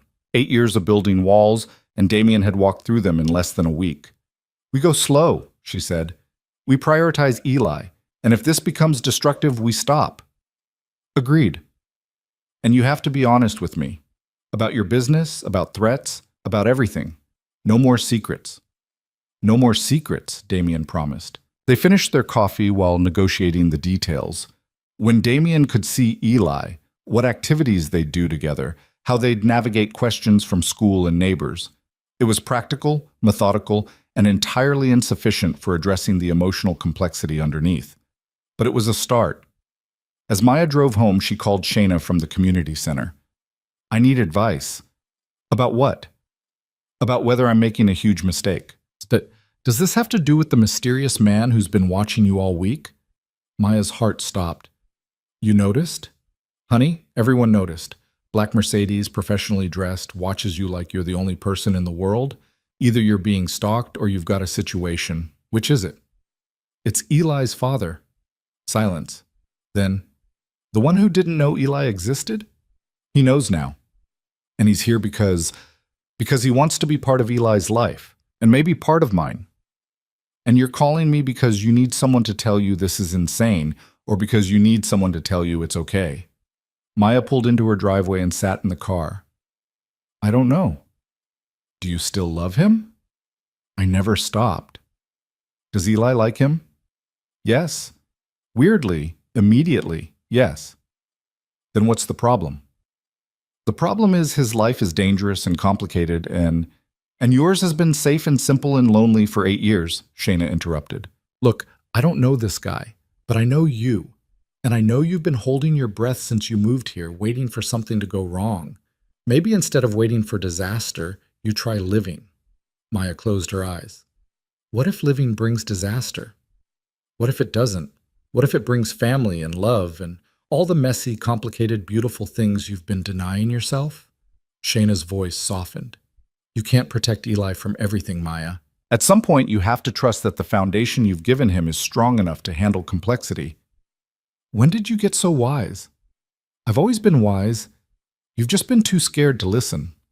Maya ended the call and went inside to find Eli at the kitchen table with a notebook, writing something with intense concentration. What are you working on? She asked. Questions for Damien, about his business, his life, his choices. Eli looked up. I figure if he's going to be around, I should understand who he actually is, not just who I want him to be. Maya sat down beside him. That's very mature. I'm good at research. Eli tapped his pencil against the page. Did you two talk? We did. And we're going to try to make this work, to build something that includes all three of us. Eli smiled, a real smile, wide and genuine. Good. I like him. And I think you do too, even if you're pretending not to. I'm not pretending anything. You're pretending you're not scared, but that's okay. Being scared means you care. Eli returned to his notebook. When can I see him again? Soon. We're figuring out the schedule. Tell him I want to go to the park, the one with the good climbing structure. I want to see if he's athletic or just talks about working out. Maya laughed despite herself. I'll pass that along. She texted Damien the request, and his response came immediately. Tomorrow, 2 p.m., I'll be there. And just like that, they were building something new, something fragile and uncertain and terrifying in all the ways that mattered. But for the first time in 8 years, Maya felt like she was moving forward instead of just surviving. She hoped it was enough. She hoped they were enough. The park was nearly empty when they arrived. Just a few mothers with toddlers at the sandbox and an elderly man walking a small dog along the path. Damien was already there, leaning against a bench near the climbing structure, wearing jeans and a dark shirt that made him look almost normal. Almost. Eli spotted him immediately and took off running. Maya's heart lurched, but she forced herself to walk at a normal pace to let this moment belong to them. "You came," Eli said, slightly breathless. "I said I would." Damien straightened. "Ready to test my athletic abilities? Race you to the top." Eli pointed at the climbing structure, a complex network of ropes, platforms, and metal bars that stretched 15 feet high. "You're on." They moved to the structure, and Maya watched as her son and his father scrambled up different sides, competing with the kind of ease that suggested they'd done this 1,000 times before, instead of never. Damien was faster, stronger, but he held back just enough to let Eli reach the top platform first. "I won," Eli called down. "You did," Damien agreed, pulling himself onto the platform beside Eli. "Fair and square. You let me win. I gave you a sporting chance. There's a difference." They sat on the platform together, legs dangling, and Maya felt something shift in her chest. This was what she'd denied Eli for 8 years. This easy camaraderie, the sense of being seen by someone who understood him instinctively. After a few minutes, they climbed down and joined Maya on the bench. "He's fast," Damien said, "and he doesn't hesitate. That's good instinct." "It's terrifying instinct," Maya countered. "He climbs things without thinking about how to get down." "I think about it," Eli protested. "I just think about it while I'm already climbing." Damien laughed, and the sound was so genuine, so unguarded, that Maya found herself smiling despite her anxiety. They spent the next hour at the park, and Maya watched father and son navigate each other with surprising grace. Damien asked questions about school, about friends, about what Eli liked to read, and listened to the answers with complete attention. Eli tested boundaries, asked pointed questions about Damien's work and his past, and accepted the careful answers without pushing too hard. It should have felt awkward. Instead, it felt inevitable. As they were preparing to leave, Eli's expression shifted. He went still, focused on something beyond Maya's shoulder. "What's wrong?" Maya asked. "That car." Eli pointed to a dark sedan parked across the street. "It's been there since we got here. Driver hasn't gotten out. Just sitting there, watching." Maya's blood went cold. She turned to look, but Damien's hand on her arm stopped her. "Don't," he said quietly. "Don't let them know you've noticed." "Them?" Maya's voice came out strangled. "You know who that is?" "Possibly. Stay calm." Damien stood smoothly, keeping his body between them and the car. "Eli, take your mother's hand. We're going to walk to my car, and you're going to tell me about your science project like nothing's wrong." "I don't have a science project," Eli said. "Then make one up. Now." They walked across the park, Eli improvising an elaborate story about volcanoes, while Maya's heart hammered so hard she could barely hear him. Damien kept pace beside them, relaxed and casual, but Maya could see the tension in his shoulders, the way his eyes tracked everything around them. They reached Damien's Mercedes. He unlocked it and gestured for them to get in. "I have my car," Maya said. "Leave it. I'll have it picked up later." His voice carried an edge that made arguing impossible. "Get in." Maya and Eli climbed into the back seat. Damien slid behind the wheel, started the engine, and pulled out of the parking lot with controlled speed. The sedan followed. "We're being followed," Eli observed calmly. "Yes?" Damien said. "By people who want to hurt us?" "By people who want information. Whether they want to hurt you depends on what they learn." Damien's eyes flicked to the rearview mirror. "Don't worry, I've dealt with this before." He drove through Haven's Rest with the kind of precision that suggested he'd already mapped every street, every turn, every potential escape route. The sedan stayed 3 car lengths back, professional and patient. What do they want? Maya asked, her voice shaking. They want to know if you matter to me, if Eli matters to me, if you're leverage they can use. Damien turned onto a residential street, then another, creating distance. I need you both to listen very carefully. When I tell you to, you're going to get out of this car and walk into the house on the left, the blue one with the white trim. The door will be unlocked. Inside, there's a man named Victor. He'll keep you safe while I handle this. Victor, Maya repeated. The one who told me to disappear? The same. He's been watching over you since I found you, making sure you stayed safe while I figured out how to approach without scaring you. Damien pulled up in front of the blue house. Go, now! Maya grabbed Eli's hand and they ran. The door opened before they reached it, and Victor, older than she remembered, broader, with the kind of face that suggested violence was a professional skill, pulled them inside and locked the door behind them. Through the window, Maya watched Damien drive away. The sedan hesitated, then followed. He'll be fine, Victor said. His voice was deep, accented, carrying the weight of absolute certainty. This is what he does. What who does? Eli asked. What's happening? Victor looked down at the boy, and something shifted in his expression. You're Eli. Yeah. Who are you? I'm the man who convinced your mother to leave your father 8 years ago. I'm also the man who spent the last week making sure no one bothered you while Damien figured out how to be part of your life. Victor moved to his window, watching the street. And right now, I'm the man keeping you safe while your father deals with people who should have known better than to follow him. Maya sank onto the couch, pulling Eli close. What people? Who are they? Remnants. Old enemies who thought Damien was vulnerable because he'd gone legitimate. They've been watching him for months, waiting for weakness. Victor's jaw tightened. Finding you gave them what they thought was an opening. So this is my fault, Maya whispered. This is their fault for being stupid enough to threaten Damien Voss's family. Victor turned from the window. He's spent 8 years eliminating threats. These idiots just moved themselves to the top of his priority list. Eli pulled away from Maya. Is he going to kill them? Victor didn't sugarcoat it. Probably not. Damien doesn't kill unless necessary anymore, but he'll make them wish he had. He'll take everything they have, money, connections, freedom, and he'll do it so thoroughly they'll never be a threat again.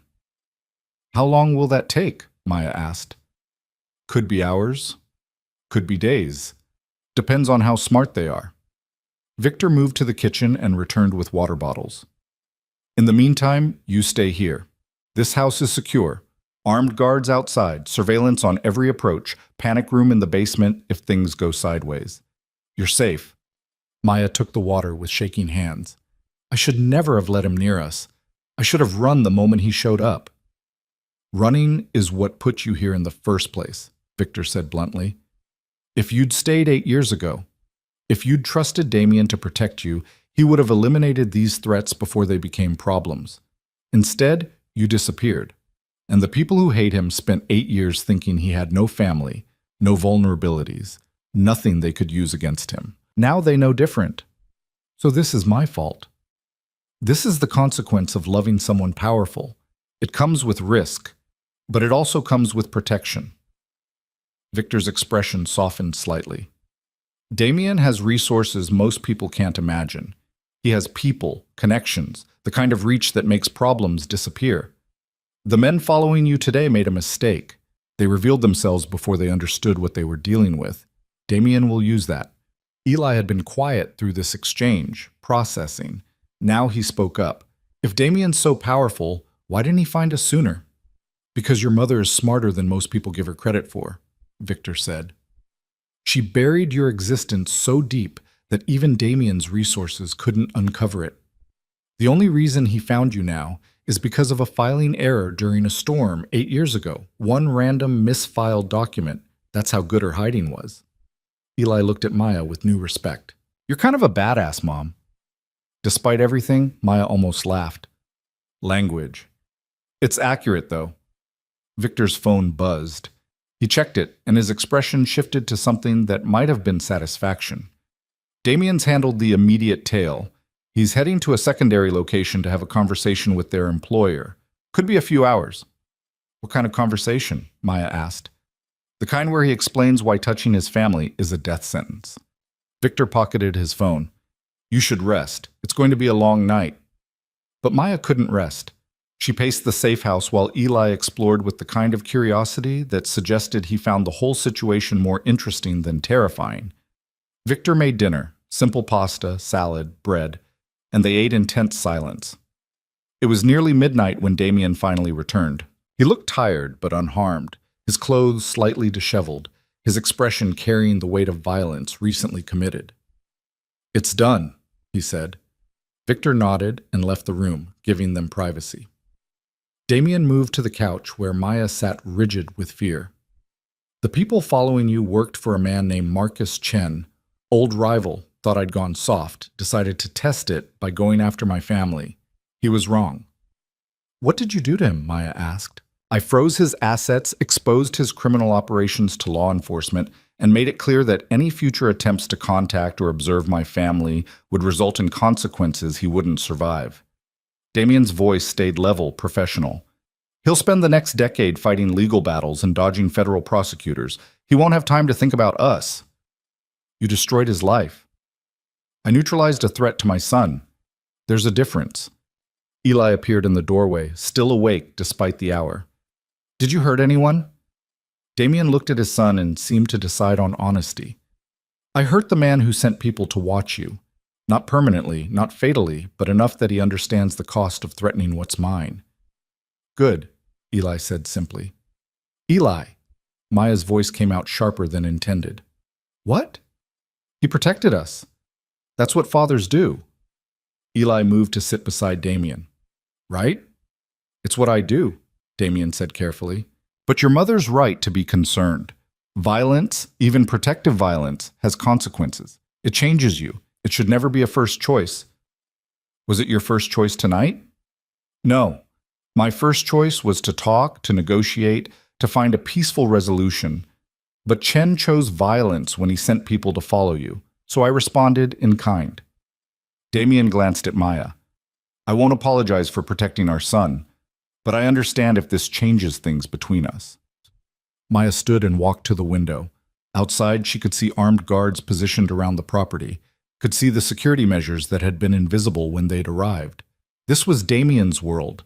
Protection and violence, safety and threat, all tangled together in ways that couldn't be separated. I knew what you were when I fell in love with you, she said quietly. I knew the power you had and the way you used it. I just didn't understand the full cost until I was pregnant and terrified. She turned to face him. But you're right about one thing. Running didn't make us safer. It just made us alone. So what now? Damien asked. Now we figure out how to live with this, how to give Eli a normal life while accepting that his father is anything but normal, how to build something real in the middle of all this chaos. I want normal, Eli interjected, but I also want family. And if family comes with guards and safe houses and occasionally having to hide from bad guys, that seems like a fair trade. Maya looked at her 8-year-old son, who was discussing security protocols like other kids discussed video games, and wondered when he'd become so pragmatic about danger. It's not a fair trade, she said. You deserve better. I deserve parents who love me and each other. Everything else is just details. Eli yawned. Can we go home now? I have school tomorrow. Damien smiled despite the gravity of the moment. Not yet. I need to make sure it's safe first. Another day or two here, then we'll reassess. We can't stay here for days, Maya protested. I have work. Eli has school. I've already called your work and the school, told them there's a family emergency, that you'll return when things stabilize. Damien stood. I know this isn't ideal, but until I'm certain Chen's organization is completely neutralized, you're safer here. How long will that take? 72 hours, maybe less. I have people dismantling his operation as we speak. By Wednesday, he'll be in federal custody and his network will be scattered. Damien moved closer to Maya. I know you hate this. I know you want your normal life back, but normal is a luxury we can't afford until the immediate threat is eliminated. Maya felt tears of frustration starting. I spent 8 years building a safe life for him. 1 week with you and it's all falling apart. It's not falling apart. It's transforming. And yes, that's uncomfortable and scary and nothing like what you planned. But Maya, you can't control everything. Sometimes you have to trust that the people who love you will keep you safe even when the world gets dangerous. I don't know how to do that. Then let me teach you. Damien reached out, and this time Maya didn't pull away. His hand closed around hers, warm and solid and real. Let me show you what a protection looks like when you're not facing it alone. Eli, watching this exchange with interest, cleared his throat. Are you two getting back together? Because if so, I have opinions about how that should work. Both adults turned to stare at him. What opinions? Damien asked. Like, you should date properly before making any big decisions. And you should definitely talk about your feelings instead of just staring at each other intensely. And maybe, I don't know, actually kiss or something so we can all stop pretending there's not still chemistry here. Maya felt her face heat. Eli, I'm 8, not blind. You two look at each other like people in movies look at each other before the dramatic reunion scene. Just saying. Eli headed for the hallway. I'm going to bed. Try not to do anything too dramatic while I'm sleeping. He disappeared, leaving Maya and Damien alone in the sudden silence.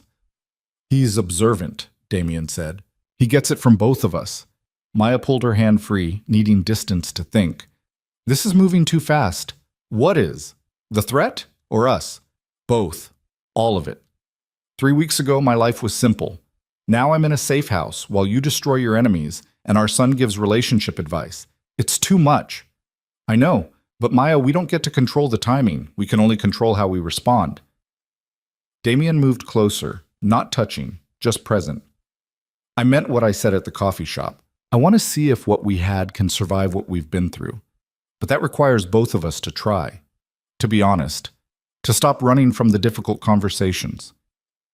I don't know how to not run. Running is what's kept us safe. Running is what's kept you isolated. There's a difference. His voice gentled. What are you really afraid of? That I'll hurt you? That my world will destroy Eli? Or that if you let yourself love me again, you won't be able to walk away if things get hard? Maya felt the question land like a physical blow because he was right. All of it was true, but the last part especially.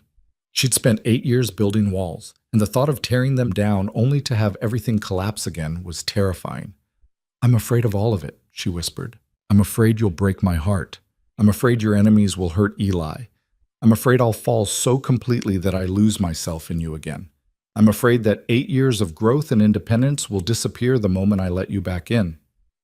What if none of that happens? What if we build something better than what we had before? What if we learn from the past instead of being destroyed by it?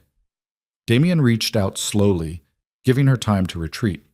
When she didn't, he cupped her face gently. What if we're stronger now than we were then? Maya closed her eyes, feeling the familiar touch, the warmth of his hands, the way her body remembered him even after all this time. What if we're not? Then we try anyway. Because the alternative is spending the rest of our lives wondering what might have been. His thumb brushed her cheek. I've spent 8 years wondering. I don't want to spend 8 more. Maya opened her eyes and found him watching her with an intensity that made her breath catch. Eli was right. We have chemistry. We have more than chemistry. We have history and a son and a chance to build something real. Damien leaned closer. The question is whether you're brave enough to take it. You're calling me a coward? I'm calling you scared. There's a difference. Cowards run from everything. You ran from one thing, the possibility that loving me might destroy you. But Maya, you're still standing. You raised an extraordinary son alone. You built a life from nothing. You survived everything that tried to break you. That's not cowardice. That's strength. Then why does it feel like weakness? Because strength and vulnerability look the same sometimes. Because admitting you need someone feels like giving up control. Because loving someone who operates in darkness requires faith that the light you bring will be enough. He pulled back slightly. But I've seen you, Maya. I've seen how bright you shine. And I'm asking you to shine for both of us while I figure out how to deserve it. Maya felt tears starting for real now. That's a lot of pressure. You've been carrying pressure alone for 8 years. Maybe it's time to share the weight. Before Maya could respond, Damien kissed her. Soft at first, tentative, giving her space to retreat. But when she leaned into him instead, when her hands came up to grip his shirt, the kiss deepened into something that felt like coming home and jumping off a cliff simultaneously. When they finally broke apart, both breathing hard, Damien rested his forehead against hers. "I've missed you. Every day for 8 years, I've missed you." "I missed you too," Maya admitted. "Even when I was trying not to. Even when I told myself it was safer to forget. I missed you." They stood like that, wrapped in each other, until Victor cleared his throat from the doorway. "Sorry to interrupt," he said, sounding not at all sorry, "but we've got confirmation. Chen's been picked up by federal agents. His organization is scattered. The immediate threat is neutralized." Damien didn't let go of Maya. Time frame for complete resolution? 48 hours until his legal team buries him in paperwork. After that, he won't have resources to breathe, much less threaten your family. Victor smiled slightly. "You can go home tomorrow if you want. Place is secure now." "Thank you, Victor." "Don't thank me. Just name a kid after me someday." Victor disappeared back down the hall. Maya laughed despite herself. "He wants us to have another kid?" "Victor's sentimental under all the violence. Don't tell anyone, it'll ruin his reputation." Damien pulled back enough to look at her properly. "Do you want to go home tomorrow? Or do you want to stay here, take some time to adjust to everything that's changed?" "I want normal. Whatever that means now." "Then normal it is. We go home, resume routines, and figure out how to build a life that includes all three of us. Slowly, carefully, honestly. And when the next threat appears, we handle it together instead of you handling it alone." Damien's expression turned serious. "I can't promise there won't be threats. My past is complicated, and some of it will follow me forever. But I can promise that you'll never face it unprotected again, that Eli will never be vulnerable, that I will burn down anyone who tries to hurt what's mine." That should sound terrifying. Does it? Maya considered this. No, it sounds like safety, which is maybe the most terrifying part. Because you've never had it before. Not really. Not the kind that comes with absolute protection. Damien kissed her forehead. "Get some rest. Tomorrow we start building something new." Maya went to the guest room where Eli was already asleep, sprawled across the bed with a book open beside him. She changed into borrowed clothes, climbed in beside her son, and tried to process everything that had happened. 3 weeks ago, she'd been living a quiet life in Haven's Rest. Now she was in a safe house. Her son's father had just destroyed a criminal organization to protect them, and she'd kissed the man she'd spent 8 years trying to forget. She should have been terrified. Instead, she felt something that might have been hope beginning to take root. Maybe Damien was right. Maybe they were stronger now than they'd been before. Maybe 8 years of separation had taught them both enough that they could build something sustainable instead of something that burned too bright and collapsed under its own intensity. Or maybe they'd crash and burn spectacularly, and she'd spend the next 8 years picking up the pieces.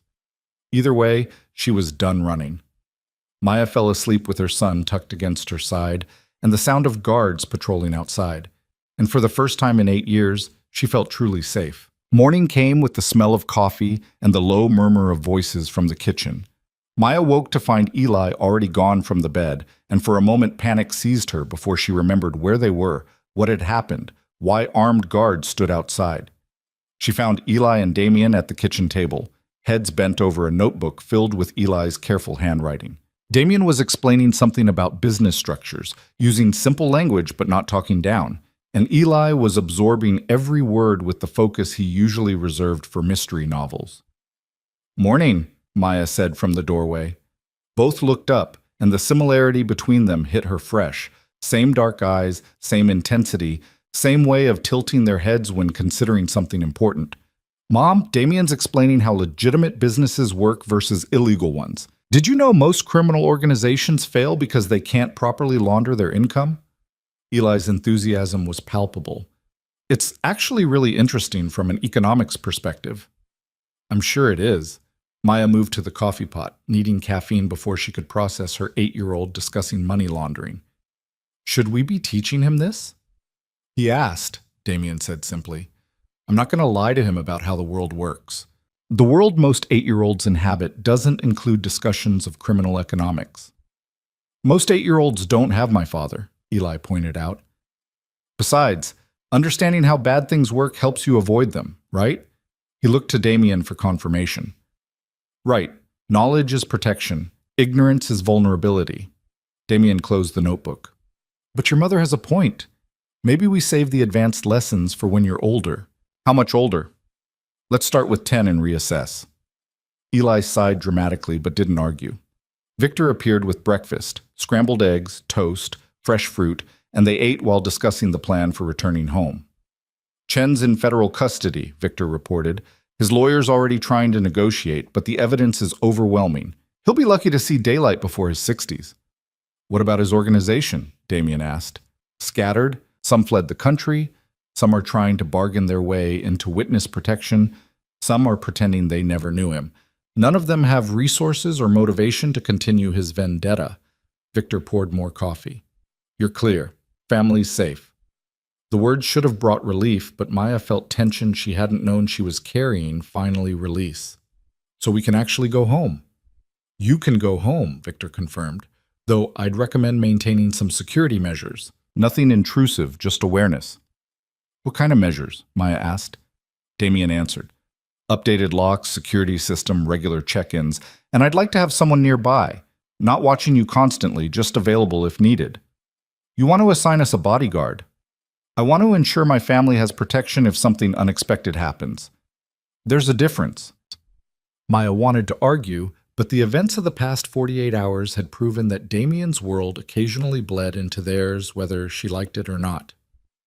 Fine, but nothing obvious, no men in black following us to the grocery store. Agreed. Subtle protection only. They finished breakfast and gathered their things. The drive back to Haven's Rest felt surreal. Returning to the small house, the quiet street, the normal life that suddenly felt like a costume Maya had worn for 8 years but never quite fit properly. Damien pulled into the driveway behind Maya's Honda, which had been returned overnight along with a new security system Maya could see installed on the windows. When did that happen? She asked. While we were at the safe house. Victor's people work fast. Damien killed the engine. I know it's intrusive, but it's necessary. Maya looked at her house, her sanctuary for 8 years, now equipped with cameras and sensors and the infrastructure of Damien's world. Part of her wanted to rage against it. The rest of her understood that safety sometimes required sacrifice. Okay, she said quietly. They went inside. Eli immediately disappeared to his room to check that everything was as he'd left it. Maya stood in the kitchen, looking at the familiar space that felt different now, changed by everything that had happened. Damien moved beside her. We don't have to do this if you're not ready. I can maintain distance. Just be present for Eli. Keep things simple. Nothing about this is simple. No. But we can make it simpler. Clear boundaries, defined roles, co-parenting without the complication of whatever's happening between us. Maya turned to face him. Is that what you want? What I want is you, both of you. A real family, messy and complicated, and nothing like the controlled life I've built over the past 8 years. His expression softened. But I'll take whatever you're willing to give. If that's just co-parenting, I'll accept it. If it's more, I'll be grateful for it. Before Maya could respond, her phone rang. Shayna from work. I heard there was a family emergency, Shayna said without preamble. You okay? I'm fine, we're fine. Just some unexpected complications. Complications involving the mysterious man in the Mercedes? Maya glanced at Damien, who was pretending not to listen while clearly listening to every word. It's complicated. Everything with you is complicated lately. Listen, when you're ready to talk about it, I'm here. And when you're ready to come back to work, we miss you. I'll be back Monday, promise. Good. The seniors are driving me crazy asking where you are. Apparently I don't make coffee the right way. Shayna paused. Seriously though, you okay? You sound different. I am different. I think in a good way, but it's still adjusting. Well, adjust carefully, and bring your complicated man to the community center sometime. I want to assess him properly. Maya ended the call and found Damien watching her with amusement. Your friend wants to assess me? She's protective and nosy, dangerous combination. I like her already. Eli reappeared, backpack slung over one shoulder. Can I go to the park? I want to see if Jake's there. I haven't seen him in 3 days and we were supposed to work on our fort. Maya's instinct was to say no, to keep him close, to protect him from any possible threat, but Damien's hand on her arm stopped her. "Let him go," he said quietly. "He needs normal. And he'll be safe. I'll have someone watching." Invisible watching or obvious watching? So invisible he won't even know they're there. Maya looked at her son, who was vibrating with the need to return to his regular life. "Okay, but home by dinner." "Yes!" Eli ran for the door, then stopped and turned back. "Are you staying?" he asked Damien. "Do you want me to?" "Yeah, I mean, if you're going to be around, might as well start now, right?" "Right," Damien agreed. Eli grinned and left, and suddenly Maya was alone with Damien in the quiet house. "He's remarkably well-adjusted for a kid whose life just got turned upside down," Damien observed. "He's always been good at adapting. It's one of his strengths." Maya moved to the living room, needing something to do with her hands. She started straightening cushions that didn't need straightening. "You don't have to stay. I know you have businesses to run, things to handle. I have people handling those things. Right now, my priority is here." "For how long?" "As long as it takes." Damien caught her hand, stopping the nervous tidying. "Maya, talk to me. What are you thinking?" "I'm thinking this is moving too fast. I'm thinking we went from strangers to co-parents to whatever we are now in the span of 3 weeks. I'm thinking I don't know how to do this." "Neither do I. But we can figure it out together." "What if we can't? What if we try and it fails and Eli gets caught in the middle of our mess?" "Then we make sure our mess doesn't hurt him. We put him first, always, even if that means stepping back from each other." Damien pulled her closer. "But Maya, I don't think we'll fail. I think we're both too stubborn and too invested to let that happen." "Stubborn isn't the same as compatible." "No, but love is. And whether you want to admit it or not, you still love me. I can see it in the way you look at me, in the way you kissed me last night, in the way you're terrified right now because you know if you let yourself fall, it'll be completely." Maya wanted to deny it, but she was tired of lying. "I never stopped loving you. I just learned to live with the absence." "You don't have to live with absence anymore. I'm here. I'm staying, and I'm asking you to take a chance on us. And if your world comes back to threaten us again, then I'll destroy whatever threatens us, just like I did with Chen.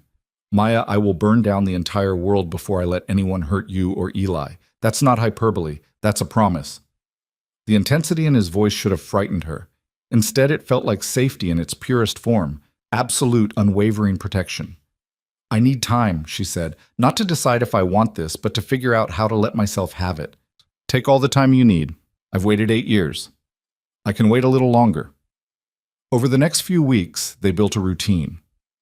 Damien rented a house on the outskirts of Haven's Rest, small, private, close enough to be present, but far enough to give Maya space. He showed up for dinner 3 nights a week, took Eli to soccer practice on Saturdays, and slowly integrated himself into their lives with the patience of someone who understood that trust was earned through consistency. Maya watched him with Eli and saw a father emerging from the powerful man, someone who listened when Eli talked about school drama, who helped with homework without taking over, who taught their son about responsibility and ethics without preaching. Damien was careful never to undermine Maya's authority, never to make promises he couldn't keep, never to let his business intrude on the time he spent with them. And slowly, carefully, Maya let her walls come down. They went on their first real date 6 weeks after Damien's arrival, dinner at a restaurant 2 towns over where no one knew them. They talked about everything except Eli, rediscovering each other as adults who'd both changed and grown. Damien told her about the businesses he'd built, the legitimate empire he was creating. Maya told him about the community center, the seniors she'd befriended, the small satisfactions of building something meaningful, even if it wasn't profitable. "You're happy here," Damien observed. "I am, or I was. Now I don't know what I am." "You're someone figuring out how to integrate 2 different lives. It's okay to be uncertain." "When did you get so wise?" 8 years of therapy and self-reflection. Turns out almost dying gives you perspective." They laughed, and it felt easy in a way nothing had felt easy in years. The kiss at the end of the date was inevitable, familiar, and new all at once. Damien walked her to her door and pulled her close, and Maya let herself sink into it without overthinking. "I want this. she whispered against his mouth. I want us. I'm just scared. Being scared means it matters, and things that matter are worth being scared for. He kissed her again, soft and sweet. We'll go slow. We'll be careful. And we'll build something that lasts. But the universe, as it turned out, had other plans. 2 months after Damien's arrival, Maya got a call from an unknown number. She almost didn't answer, but something made her pick up. Maya Lane? A woman's voice, professional and cool. Yes? This is Detective Sarah Chen with the Financial Crimes Division. I'm calling about Damien Voss. We have some questions regarding his business operations, and your name has come up in our investigation. I'd like to schedule a time to speak with you. Maya's blood went cold. I don't know anything about his business operations. Nevertheless, we'd appreciate your cooperation. This can be voluntary, or we can make it official. Your choice. Maya ended the call and immediately dialed Damien. He answered on the first ring. They called you, he said. Not a question. How did you know? Because they've been investigating me for 6 months. I knew they'd eventually contact people close to me. I'm sorry, Maya. I should have warned you. What do they want? They want evidence that my businesses are fronts for criminal activity. They want connections to organized crime, money laundering, any charge they can make stick. Damien's voice stayed calm. They won't find anything because there's nothing to find. I've been legitimate for years, but the investigation is inconvenient. Inconvenient? Maya's voice rose. They're investigating you for financial crimes and you call it inconvenient? Because that's all it is. An investigation that will turn up nothing and eventually close. But in the meantime, they'll interview people, make implications, try to pressure someone into saying something incriminating. He paused. Don't talk to them without a lawyer. I'll send someone over this afternoon to brief you on your rights. This is exactly what I was afraid of. Your world following us, creating problems. This isn't my world. This is law enforcement doing their job. And yes, it's uncomfortable, but it's also temporary and manageable. Trust me, Maya. I've dealt with this before. But Maya didn't feel reassured. She felt exposed, vulnerable, like the safe life she'd built was crumbling around her. When Eli came home from school, he knew immediately something was wrong. What happened? Maya explained about the detective, watching Eli's expression shift from concern to calculation. So they're investigating Damien's businesses to see if they're legitimate, Eli summarized. And they want to talk to you because you're close to him, thinking maybe you have information that could help their case. That's about right. But you don't have information because Damien keeps his business separate from us. Exactly. Then this is just procedure. They'll ask questions, you'll tell them you don't know anything, and they'll move on to the next person on their list. Eli shrugged. Doesn't seem like a big deal. It's a big deal because it proves that being connected to your father brings complications. Mom, everything brings complications. At least these are legal complications. Better than criminal ones, right? Maya stared at her son. When did you become the reasonable one? I've always been reasonable. You're just stressed. Eli hugged her. It'll be fine. Damien's smart. He wouldn't let us get dragged into something dangerous. But Damien arrived an hour later with a lawyer, a sharp-eyed woman named Patricia, who spent 2 hours explaining Maya's rights, coaching her on how to handle the interview, and making it clear that the detective had nothing concrete and was fishing for leverage. They do this with every major investigation, Patricia explained. Interview family, friends, associates. Most people don't know anything useful, but occasionally someone says something that opens a new angle. Your job is to be truthful but minimal. Answer what's asked, nothing more.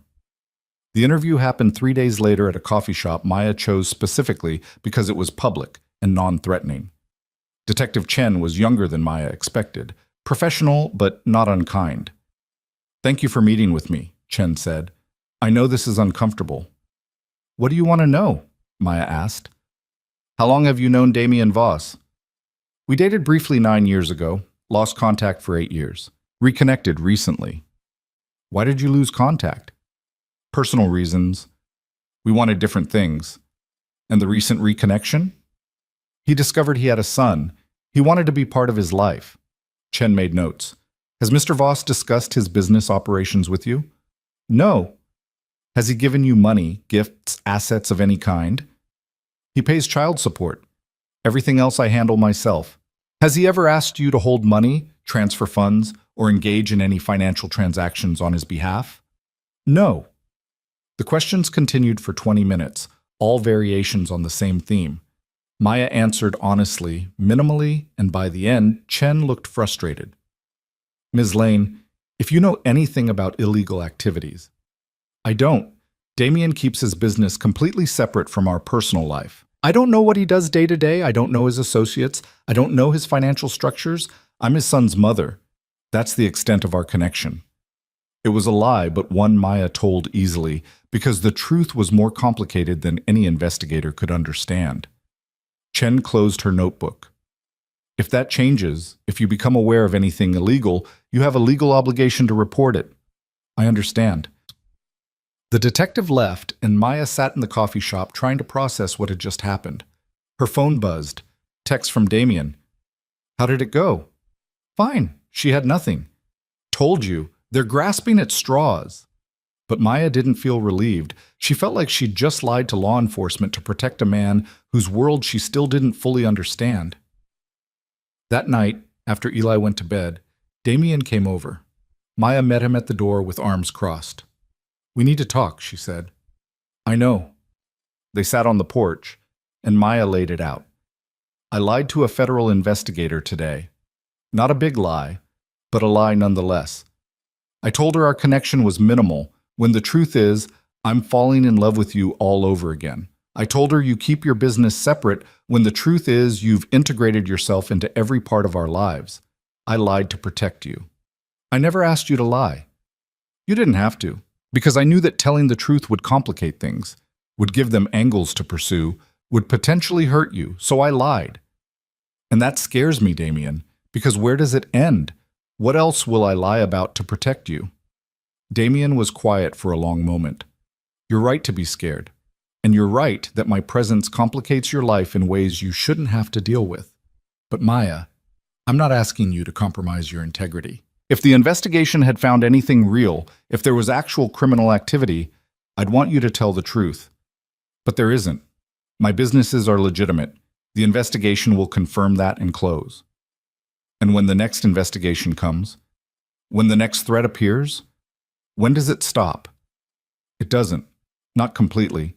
That's the cost of being with me. He turned to face her. But the benefits? A real family, genuine partnership, someone who will protect you and Eli with everything I have. Don't those outweigh the complications? I don't know anymore. Then figure it out. Take time, think it through, decide what you can live with. But Maya, be honest with yourself. You've spent 8 years running from complications. At some point, you have to stop running and decide what you're willing to fight for. He left, and Maya sat alone on the porch, staring at the ocean and trying to figure out what she wanted. The answer came 2 days later in the most unexpected way. Eli had a soccer game, the regional championship his team had been working toward all season. Maya and Damien both planned to attend, sitting separately to avoid drawing attention, but both there to support him. The game was close, intense, and Eli played with the focus and determination that defined everything he did. With 2 minutes left and the score tied, he broke free down the field, controlled a pass, and scored the winning goal. The crowd erupted. Eli's teammates mobbed him, and Maya, watching from the sidelines, saw Damien jump to his feet, saw the pure joy on his face, saw him turn to her with an expression that said everything words couldn't. In that moment, Maya understood. This was what family looked like. Messy, complicated, full of joy and fear and love so intense it was terrifying.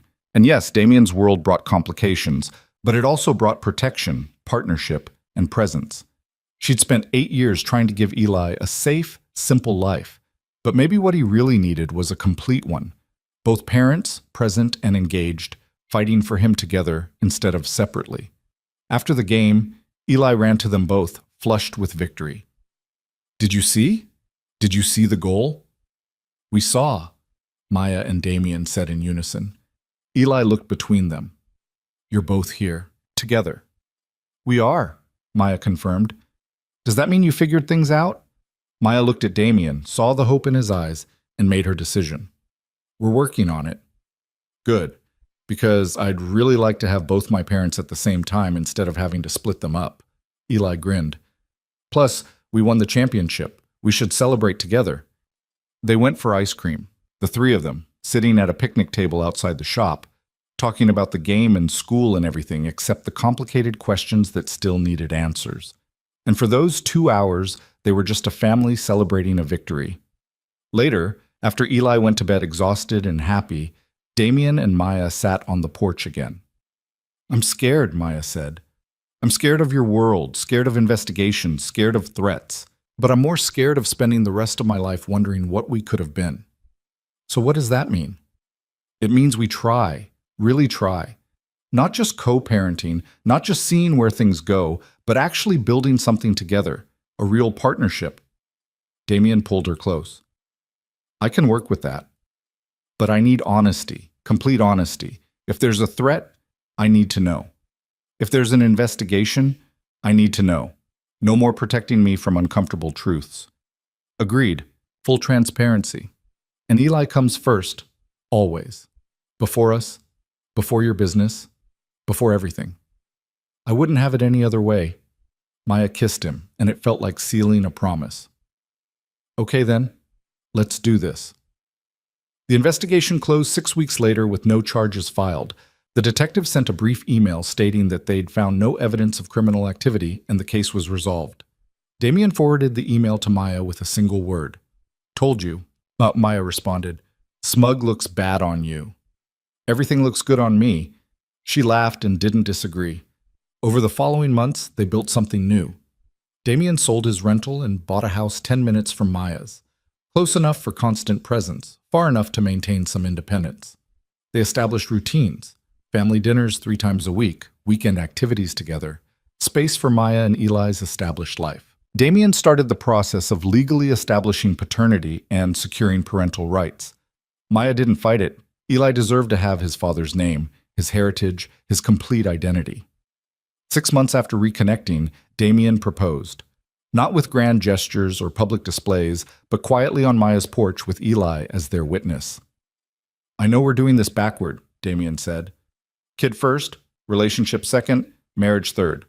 But I want all of it. I want the legal recognition, the commitment, the public acknowledgement that you're mine and I'm yours and Eli is ours." "Is that a question or a statement?" Maya asked. "It's both. Maya Lane, will you marry me?" Eli bounced on his toes. "Say yes, Mom. He's been planning this for weeks. It's getting painful to watch." Maya laughed through tears. "Yes, absolutely yes." They married 3 months later in a small ceremony on the beach with just close friends and family. Victor served as Damien's best man and cried when he thought no one was looking. Shayna was Maya's maid of honor and assessed Damien thoroughly before declaring him acceptable, but I'm watching you. Eli was the ring bearer and took his job with extreme seriousness, delivering the rings with the same focus he applied to everything. When the officiant pronounced them married, Eli cheered louder than anyone. The reception was small, intimate, perfect. And when Damien pulled Maya onto the makeshift dance floor, she felt like she was exactly where she was supposed to be. "Any regrets?" Damien murmured against her ear. "About 1,000, but marrying you isn't one of them." "I'll take it." They danced while Eli ran around with the few other kids present, and Maya watched their son, confident, happy, loved by both parents, and knew she'd made the right choice. A year later, Damien formally changed direction with his business empire. He established a foundation dedicated to helping at-risk youth, using his resources and connections to create opportunities for kids who needed second chances. He brought Maya on as a co-director, combining her community experience with his financial capability. "You're using your power for good now," she observed one day while reviewing grant applications. "I'm using it for us, for the legacy I want Eli to inherit, for the life I want to build with you." Damien kissed her temple. "Besides, it turns out helping people is more satisfying than destroying enemies." "Who knew?" Eli, now 10 and somehow even more observant than before, thrived. He excelled in school, made friends, played sports, and showed early interest in both business and social justice. He asked hard questions about his father's past and accepted complicated answers with remarkable maturity. "Do you regret the things you did?" Eli asked Damien one night over dinner. "Some of them. Others were necessary at the time. But I regret the person I was before I learned there were better ways to use power. Like the foundation. Like the foundation. Like this family. Like choosing to build instead of destroy. Eli nodded thoughtfully. I think I want to do that too. Build things. Help people. But maybe without the criminal complications. Excellent plan, Maya said dryly. They laughed, and it felt like victory. This normal conversation, this easy family dynamic, this life they'd built from secrets and separation. 2 years after reconnecting, on a quiet Sunday morning, Maya woke to find Damien already awake, watching her. What? She mumbled. Just thinking about how close I came to missing this, to never knowing I had a son, to never finding you again. His voice went soft. 8 years, Maya. We lost 8 years because we were both too scared to trust that love could survive complexity. We got them back. Not the same years, but good ones. Better than good. Perfect in their imperfection. Maya rolled toward him. You're being sentimental. I'm being honest. You and Eli are the best things that ever happened to me. I just wish I'd known sooner. We're here now. That's what matters. He pulled her close, and they lay together listening to the house wake up around them. Eli moving around in his room, the coffee maker Victor had programmed starting automatically, the ocean in the distance. This was the life Maya had spent 8 years running from and 2 years building toward. It wasn't simple. It wasn't without complications. But it was real, and it was theirs, and it was enough. Later that day, Eli had another soccer game. Both parents attended, sitting together now without concern for appearances. When Eli scored, they cheered as one. When his team won, they celebrated together. After the game, walking to the car with Eli between them, Maya caught Damien's eye over their son's head. He smiled, and she smiled back, and in that moment, everything they'd survived, the separation, the fear, the threats, the complications, felt worth it, because they'd come through it together, because they'd chosen each other despite every reason not to, because they'd built something sustainable from the wreckage of what came before. Can we get pizza? Eli asked. The team's going to Mario's to celebrate. Of course, Maya said. Can I invite both of you, like, as my parents, together? Damien ruffled Eli's hair. We'd be honored. At the restaurant, surrounded by Eli's teammates and their families, Maya watched Damien interact with other parents and saw him fully integrated into their small-town life. No one looked at him as a threat. No one whispered about his past. He was just Eli's father, present, engaged, normal. This was what victory looked like, not the destruction of enemies or the accumulation of power, but the quiet triumph of being allowed to be ordinary, of building a family in daylight instead of shadow, of choosing love over fear and presence over protection. That night, after tucking Eli into bed, Maya and Damien stood in their kitchen, no longer separate houses, having moved into a new home large enough for all three of them 6 months earlier, and reflected on how far they'd come. Do you ever wonder what would have happened if I'd never left? Maya asked. If I'd stayed 8 years ago and let you protect us from the beginning? Every day. But I think this way was better. We both needed to grow separately before we could build together. You needed to prove you could survive alone. I needed to prove I could be more than violence. Damien wrapped his arms around her from behind. We're stronger now than we would have been then. You really believe that? I know it, because we've both been tested and survived. Because we chose each other with full knowledge of the costs. Because our foundation is built on truth instead of illusion. Maya leaned back against him, feeling safe in ways she never had before. I love you. I should say it more often. I love you too. And you say it every day in the way you trust me with our son, with our life, with our future. They stood like that for a long time, wrapped in each other while the house settled around them. Outside, the ocean continued its eternal rhythm.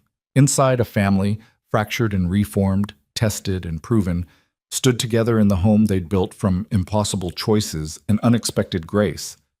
This was their story. Not perfect, not simple, but absolutely, completely theirs.